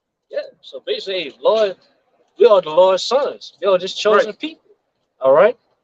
They think, if he put us through that, the people that he loves, how much more you go, like as brother going 22, how much more you go do the enemies? All right? He saw not exempt. Like the judgment about the hit, man. Verse 23, it says, wherefore, whereas men have lived dissolutely and unrighteously, thou hast tormented them with their own abominations. For they went astray very far in their ways of error. Hey, that's pretty much it. That's the point. Got the point. This is Revelations 18 and 6. Reward her even as she rewarded you, and double unto her, double according to her works, in the cup which she had filled to her double. Yeah, that's playing right there. Hey, you go, just like you done to us, you go do to you, man. All right, in righteousness and stuff. All right. And like I said, we're not gonna be buck breaking, and castrating, man. We ain't doing that, man. Making a Scarlet out of a boy. That's wild, bro. That's wild. Incest. That's what I was about to say. Yeah. Incest. A son dealing with his mama, and so they could make a strong nigga. Right. Yeah, Breed you. Niggas so stupid right now. Oh, y'all, they've been bred. Now you wonder why they be looking slow. He down, bro. Yeah, our kingdom not gonna be out of order like this kingdom. Man. Hey, our kingdom here is gonna be number order, man. Established. So, Alright. Yeah, order. it's not gonna be like dating in the kingdom. Like the women choosing this guy and that guy. That also goes into inbreeding because you got women having children by different men. They don't know who the father is. Next thing you know, they have a baby with their cousin or their brother. They don't even know. You don't even know you're dealing with your sister or your brother because y'all don't know who your dad is, man. That's off as fuck. You got all these niggas, like just like the brother said, they just slow in their head. A lot of them have been inbred. They don't even know it, man. You're supposed to know exactly who your father is, man. Right? You got the bubble legend. Yeah, Jake just looking like Bubba Gump. That nigga, yeah, the nigga he was talking about shrimp. The whole movie he just had a shrimp demon on it. That nigga was bugged out. That all comes from disorder in marriages, everything being out of order. And in the kingdom, everything's gonna be in order, even the heathen. They're gonna look to us for how to live. Which is what we're created to do, really, is to serve the Lord, to be made in his image, and to be, our wisdom is going to be shown in the sight of the nations. That's what we're looking forward to. We're not looking forward to this place coming back, man. America's done. All right, Babylon is finished. Anybody still have any glimpse of hope in this place, you bugged out. You need to be destroyed. This going back into the judgment. This is the book of Isaiah, chapter 14, starting at the top. It says, "For Yahweh will have mercy on Jacob and will yet choose Israel and set them in their own land. And the strangers shall be joined with them, and they shall cleave to the house of Jacob." Right, and those strangers are talking about the Israelite foreigners around the world that are going to be joined unto us. But let's find out what's going to happen to these other heathen. It says, "And the people shall take them and bring them to their place in the land." Aslaki. Let me start over. It says, "And the people shall take them and bring them to their place, and the house of Israel shall possess them in the land of the Lord. For servants and handmaids, and they shall take them captives, whose captives they were, and they shall rule over their oppressors." So everything that's upside down right now is going to be turned right side up, man. The people that are oppressing us, they're going to be our servants. The people that were ruling over us, we're going to rule over them. And that's justice, man. That's righteous. That's righteous. Everybody had their chance to rule, man. All right, so hey, now it's our turn. All right. Yeah, you got one? Go ahead, buddy. It's the book of Jeremiah, chapter 49, verse 12. It says, "For thus said Yahweh, behold, they whose judgment was not to drink of the cup have assuredly drunken. And art thou he that shall altogether go unpunished? ? Thou shalt not go unpunished, but thou shalt surely drink of it." That cup is talking about slavery, man. All right. They say, hey, we weren't even supposed to drink that cup. All right. But then again, hey, we went off so much, hey, Lord put us do that. All right. He made us drunk it. All right. So yeah, if Lord put us through that, how much well, yeah, you're not exempt for that, man. Esau. But you in the even worse case, because Esau was one of the sons of Isaac. You know better, bro. You really know better. You know what you're not supposed to do.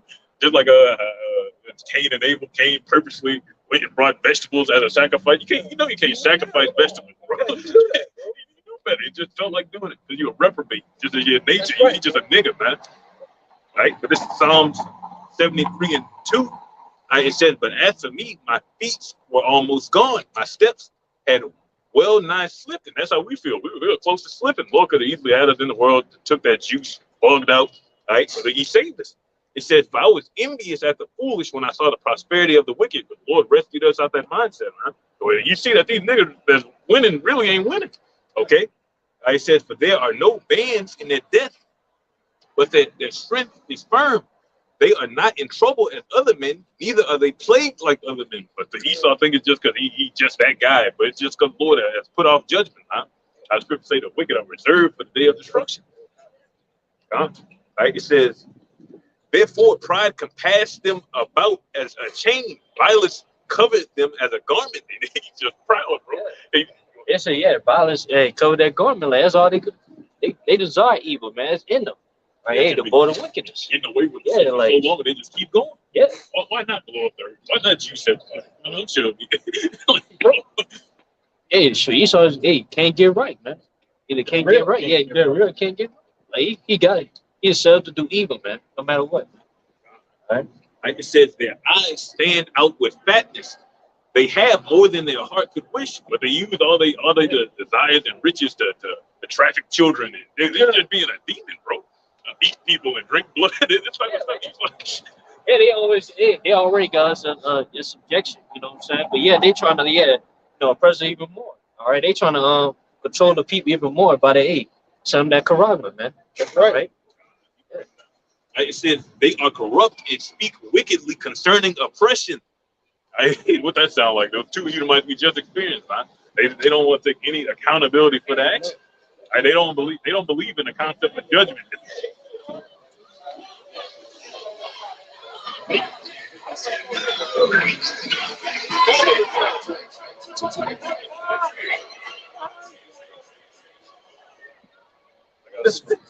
don't believe in the concept of judgment. That's a mindset that comes from that. That's what you get when you got Esau ruling over. Yeah. Right? It says they are corrupt concerning oppression. They speak loftily. They set their mouth against the heavens, and their tongue walketh through the earth. Right, through the way that they just pass these laws and force these laws on everybody. Man. And if you don't accept it, they punish you. They demonize you. You don't accept feminism. Blow his country up. Send the troops over there. Right? That's the type of shit they do. Right? When you got the Fidel Castro, those people love Fidel Castro.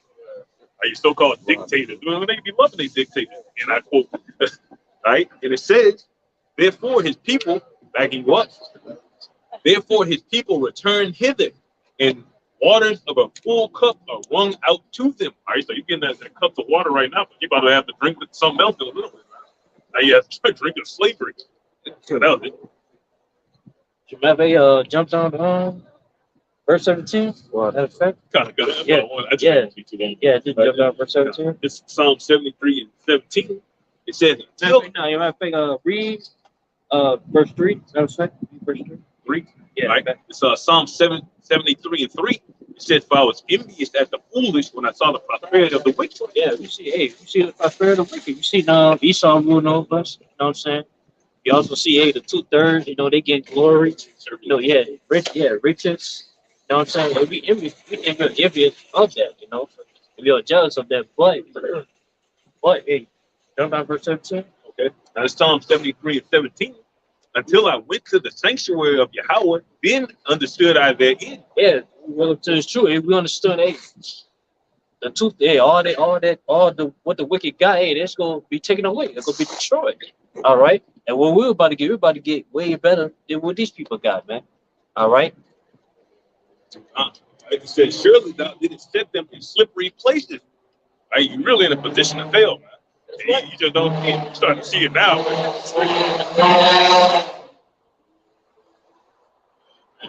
You're starting to see it now.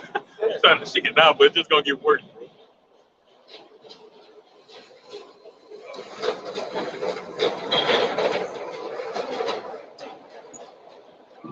I said, surely thou didn't set them in slippery places. Thou casted them down into destruction. Like I say, come and sit. There is no throne. You really lost your rulership already. Just the fact that you got men in your country telling you what not to do, you lost already, man. That's why you're gonna come down with that great wrath, and you're gonna fail some more. You're gonna put yourself in a worse situation. Yeah, bottom line, everybody is gonna lose, man, in America. All right, except for elect, we gonna win. All right, and right now we in the fourth quarter, man. All right, so as we can see, Esau think he got the lead. Things that they live. Y'all about to come. Hey, about to come to play. That's gonna come up. Buzzer beater. We're down by millions. That's the story of the Bible, man. Israelites are down by a million. We still gonna win. Yeah, the game is rigged already. Yeah, all right, game rigged, man. Hey, just like the Super Bowl, just like the NBA Finals, the game is rigged. All right, we already know Jacob already got the victory through Yahweh Shai. Say this matter the freedom to watch it. Like, Lord, set up whoever you feel like set. Be up next, really up next, literally forever. Look real quick. This is Proverbs 29 and 16. When the wicked are multiplied, transgression increaseth, but the righteous shall see their fall. Yeah, we're gonna see their fall. Hey, you know, we're gonna see the downfall of this place, man, in the chariots, man. According to Revelation 15, man. We're gonna see, hey, this place is coming down. Hey, we seeing it coming down right now. All right. Hey, that's for a smile for our faces, man. Cause hey, we know, hey, hey, our kingdom is about to come, man. Our salvation is near. We believe, man. All right. This is the book of Sirach, chapter 20, verse 9. It says, there's a sinner. So like there's a sinner that had good success in evil things, and there is a gain that turned into loss. Yeah, just hey, you got those gains, you got this good success, but in evil things, cause hey, you got it by wicked acts, man.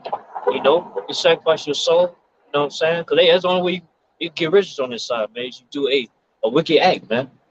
All right. It's yeah, as quick as you gain those riches, hey, the quicker you're gonna lose it. All right. That's simple. I was gonna say that on this side you gotta compromise something, bro. And you compromise if you're really winning legitimately on this side, you gotta compromise. Yeah, just like hey, all of us, hey, to gain the kingdom of heaven, hey, we got live our bodies as a living sacrifice. So it's the same thing. It's like everything in the world. Verse 10, it says, there is a gift that shall not profit thee, and there is a gift whose recompense is double. Okay. Verse 10, it says, there's a gift that shall not profit thee, and there is a gift whose recompense is double. Yeah, that's a gift that will not profit thee. Me, hey, that's a gift that hey, it's not gonna profit you in that day, man. Like James had a gift for no talents, you know what I'm saying? But yeah, it's not gonna profit them. And then on this side, but yeah, our gift, the spiritual gift that we got, hey, we're gonna see double, we're gonna see a hundredfold. All right, that's simple. Gift destroyed the heart. Yeah, The gift you got from Esau, man. That's it, completely destroyed you. I got one right here. This is Proverbs 11 and 4. Riches profit not in the day of wrath, but righteousness delivereth from death. yeah, like you can't buy your way out of salvation, man. All right, you can't buy your way to get this truth or to understand the truth as kind of assignment, man.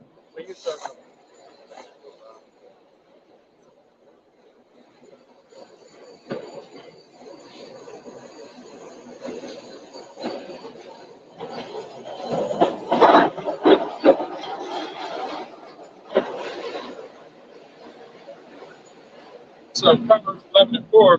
Riches profit not in the day of wrath, but righteousness delivereth from death. Yeah, you can't buy your way out the wrath. Yeah, out of the judgment of the Lord, man. All right, can't use money or anything. Can't buy your way out of judgment, man. All right, but yeah, it's righteousness. What is it?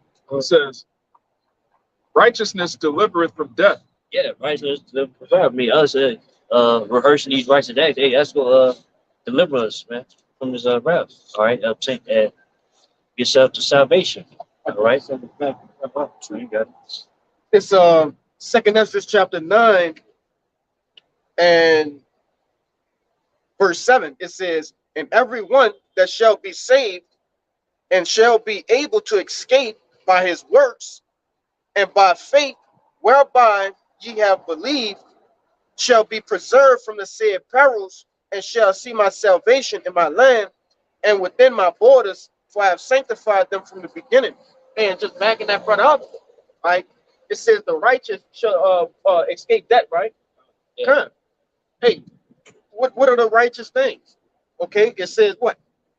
By his works, all right, coming out to the highways and byways, all right, putting your hand on that plow, okay, making your body a living sacrifice, and it says by what? Faith. Okay, you have to have faith. That's when you put those two together, that's what the Lord deems righteous on this side, you know.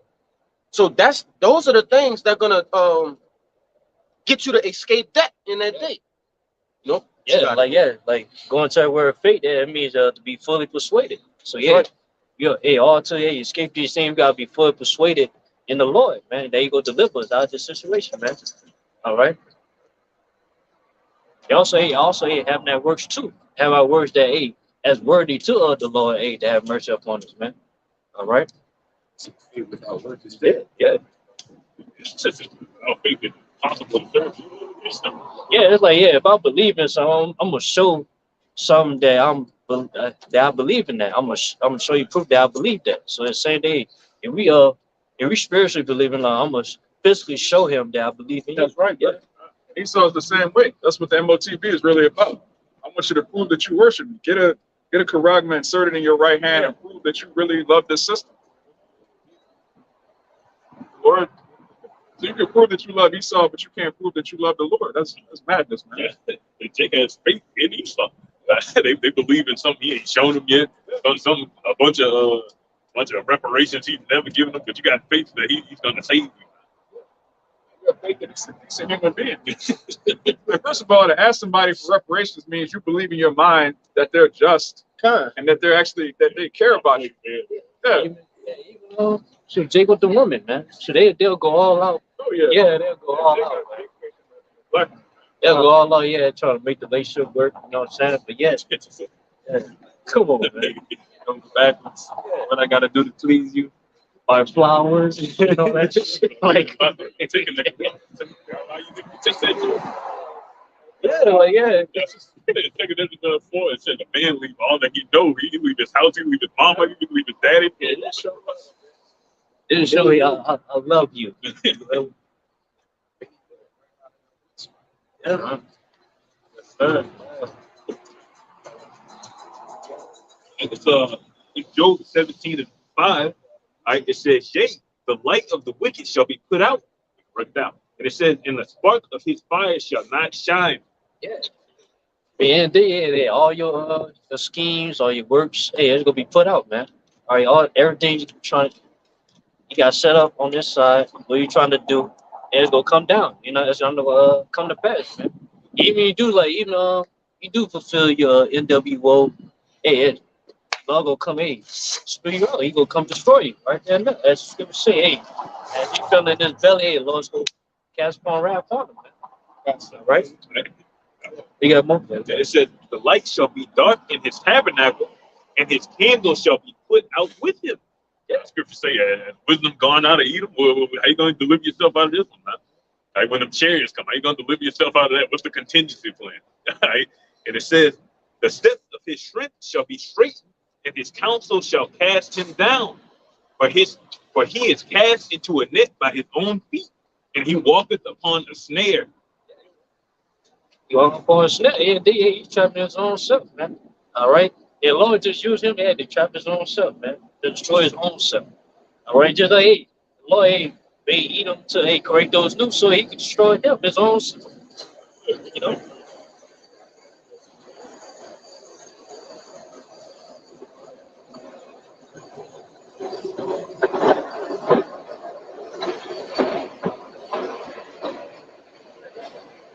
it's the next verse. It's the next verse in that Proverbs 11. Oh, Like John 17 and 9. It's like in Job 17 and 9. And it says, "The gent shall take him by the heel, and the robber shall prevail against him." I said, Jacob held on to the heel of Esau, man, about to pull him out of rulership.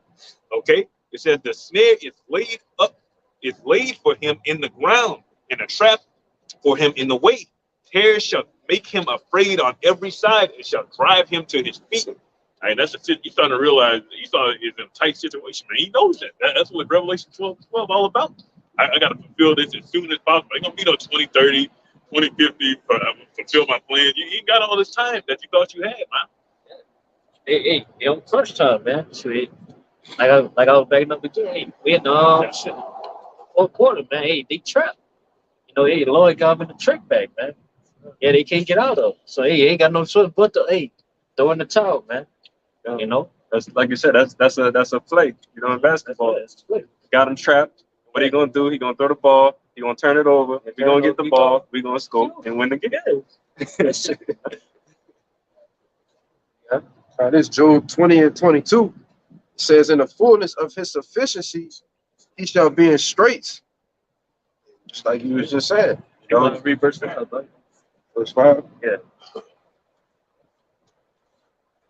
God, this Job 20 and 5. It says that, I'll start at 4. Knowest thou not this of old, since man was placed upon earth, that the triumphant of the wicked is short, and the joy of the hypocrite but for a moment? Like everything in this place is but for a moment, man. Hey, 2 and 8. The triumph of the wicked, man. It's but for a moment. All right, it's only a matter of time to 8. You only got that winning score, for a moment, man. It's only 8. Y'all try to go catch up, Like I was just saying, like he's being trapped now. That's what we at in his prophecy, man. He's being put in a position of difficulty. As you can see, you got the Saudi Arabia looking to use different currencies, all right, to move their own. It's not talking about not mainly using the U.S. dollar, all right. You got the petrodollar weakening; it's further weakening, all right. They got over 120 countries in the middle of the CBDC, all right. So you can see that this devil is getting ready to go in, that he's getting ready to throw the ball, man. All right, the trap is set, so he getting ready to make a pass. And when he make that pass, man, Yahweh Shai gonna upset him, man. Yes, sir. Yeah, so they go to school.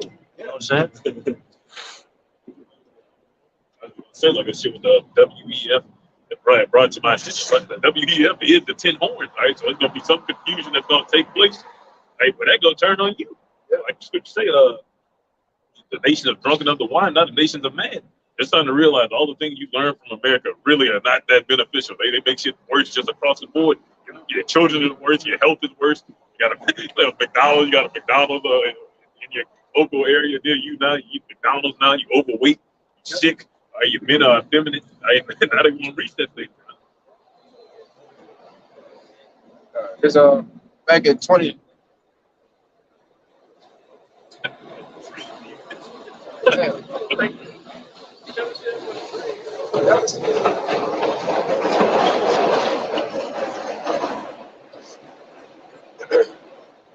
It's back in Job chapter 20, verse 22. It says, in the fullness of his sufficiency, he shall be in straits. Every hand of the wicked shall come upon him. When he is about to fill his belly, the Most High shall cast the fury of his wrath upon him and shall rain it upon him while he is eating. Hey, as soon as you finish eating, you know what I'm saying? Like, just like we eat, as soon as you finish eating, hey, you slugger, you're in the sluggish spirit, you know what I'm saying? Hey, you lay back, chilling. Hey, long will come out of nowhere, it's short. All right? If I could say, when you look at an actual snake, all right, a serpent, when they consume a big meal, brother, that's their most vulnerable point of their life, right? That they can't move fast, they can't really strike. Right? Like you said, brother, they totally lax. Like they at the mercy of whatever predator that is. Nope. Who's the serpent? None. He's so evil.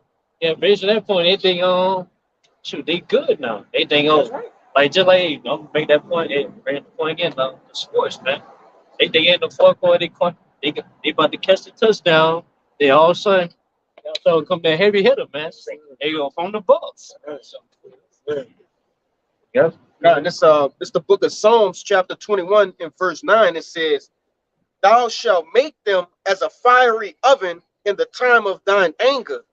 The Lord shall swallow them up in his wrath, and the fire shall devour them." Now, who that sound like? That's Esau Edom. Okay, that's this wicked ass place, Babylon the Great. It says, "Their fruit shall thou destroy from the earth, and their seed from among the children of men. For they intend evil against thee. They imagine a mischievous device which they are not able to perform." Yeah, where's that mischievous device, man? That corrupt. That's right. All right, they ain't gonna be able to fulfill their device no longer, man. It's gonna be a short time, man. That's right. All right. Hey, because it's gonna get down to a point to where they're gonna roll it out, all right. Then they're gonna make it mandatory. We gotta go through all that, you know. And then when it come down to the point where the Lord say, all right, well now it's getting too close to my men. You know that they can't survive anymore. You know what I'm saying? It's like we gonna get to the point where I everything is we can't go to the store. You know, motherfuckers getting kicked out the houses and shit. Bro, the law have to come back. Yeah, you gotta come back. That's right, bro. Literally. Take that Quran, you don't take that juice. You know, people going door by door. Oh, you don't got this. You got to come up out your house. Yeah. To this concentration camp. That's exactly what happened. Yeah, It like sounds unrealistic, but you just start to be made manifest day by day. It's starting to get more real. That's right, brother. Because you got to think about it. Everybody who we know, right? They're paying with cash or credit. You know, if that's going to be obsolete, what other option is there? It's either the CHIP, the Karagma, or you out. You know, we gonna be put into a position where we have to rely on our faith, man. Right? We have to rely on Yahweh Shemel Shah. Now, not gonna be living off the grid for 20 years, man. Yeah, That's not gonna happen, Jake. When these prophecies come to pass, the Lord is on his way back. You gotta have that faith in your mind, otherwise you're gonna bug out, you're gonna fold. Jake watched too many movies, man. You know, Jake fully in a Netflix episode type of reality. Right. He think this shit just gonna, last 20 years later. get your ass on, bro. That's not realistic. That's not according to the scriptures, man. Let's look at World War III. Like we talk about the things that are happening on this side of the world, the Western Hemisphere, the prophecies dealing with the famine and the pestilence, but you got to understand, World War III has already started. That's right. Years ago, was it 2 years ago? They shot your boy Amani. Soleimani. That's an act of war. Like That's right. when you look at World War I and II, they didn't put in the newspaper today is the first day of World War I. Right. It's years later they go back and say, oh, this is what led to this. This is what led to that. So we're really already in World War III. It's just a matter of things getting more and more intense. The nations, it always has they always have the nations go against each other over there, and then America comes in at the last minute. Well, on this side, man, all these nations are going to lock horns. That's right. It's going to be a world war. And Jake, that's in that spirit of, things are going to go back to normal. They're not going to make it because they're going to see every day it's getting closer and closer to the end of this place. Like, you look forward to it. I can add to you, what I always tell you, from knowing the inside of the military and how they go, this war has already been going on. The only time that they're going to put it in a paper is when they're losing. When they're losing or shit is getting real fucking serious and they need help. That's when they're going to broadcast it and put it out there. But this shit has been going on for a long ass time, but they just don't put the shit in the media. Yeah, if you said billions of dollars, armory, weapons, tanks, missile defense systems, if you're sending all of this to somebody who's literally at war, You're part of the war. You're part of the war. Part of the war. That's like you having a fight with somebody, and then you see like a mutual associate hand him a knife. He's the enemy. He just hand him a knife, but I'm not in it. I'm not in it. I'm just hand him a knife. You consider the enemy now. You know what I'm saying? America's at war with Russia. All right. If Russia's invading Ukraine and you're sending weapons and soldiers to Ukraine, you're at war with Russia. That's right, buddy. Back you up. I think might have been World War II, but it was also, World War II was also started by assassination. I think it was like Archduke Franz Ferdinand or something. But that dude got assassinated and shit hit the fan. Archduke Franz Ferdinand, some shit like that. Super fucking mustache. He might want a mustache. Anyway, he got assassinated. That's what kicked the whole war off. So you seeing a rehearsal of those same events, assassination take place. That shit just been lit ever since that year where that shit happened, bro. That was it. Might have been the same minute reincarnated. Real talk. That was it. Yeah, I think that one, cause y'all bring a preacher right quick, just backing up what Kalaya said earlier. He was like, hey, Storms 8, man. The Lord, Esau, make mandatory this Karagma, and we denied it, as soon as we deny it, Esau gonna take everything away from us. Hey, we gotta depend on the Lord. Lord gotta come back. All right. And brother, go back down. Go ahead. It's Revelation chapter 3, verse 10. Because thou hast kept the word of my patience, I also will keep thee from the hour of temptation. But yeah, that our temptation is Esau forcibly trying to force us take that prerogative. All right, that's the hour of temptation. But hey, it also thou kept the words thy patience. Because it is patience, man. We got patiently wait on the Lord. And we patiently, because they be long suffering in this truth. All right, that's by keeping that patience. You know, it also it's called our temptation too, because it's gonna be tempted taking that karama, because that karama, because we so used. Cause even right now, like we used to lay back in the house eating, this and that nation, going to grocery stores, this and that nation. So it's gonna be tempting because we not used to not being without those things. All right, so it's gonna be tempting, but we fully persuaded in no, we denying that, man, because we fully persuaded we do take it, we gonna be destroyed according to Revelation 14:9. All right, so Going into what you were saying, having to get used to not being having access to the things that we have now. We will have to depend solely on faith, man. You know, it's Isaiah 65:13. It says, therefore, thus said Yahweh thy power, behold, my servant shall eat, but ye shall be hungry. Behold, my servant shall drink, but ye shall be thirsty. All right. And so through faith, we know that the Lord is going to give us everything that we need, when the MOTB is fully implemented. And we're not able to, go in the stores and buy things and get our everyday necessities. We know that the Lord, He already taken care of that, man. You know? that's us having that spirit of prophecy upon us, to help us in that day. Yeah. Because we gotta have that spirit on us, the spirit of prophecy, because to be able, because what's prophecy mean? Prediction of the future events. At the end of the day, we know as soon as the elect, we know they're not, so we fully persuade with the elect deny that corrupt, we go be kept from that, man. We gonna be delivered. All right, we go eat, yeah. Once the situation gets to the point to where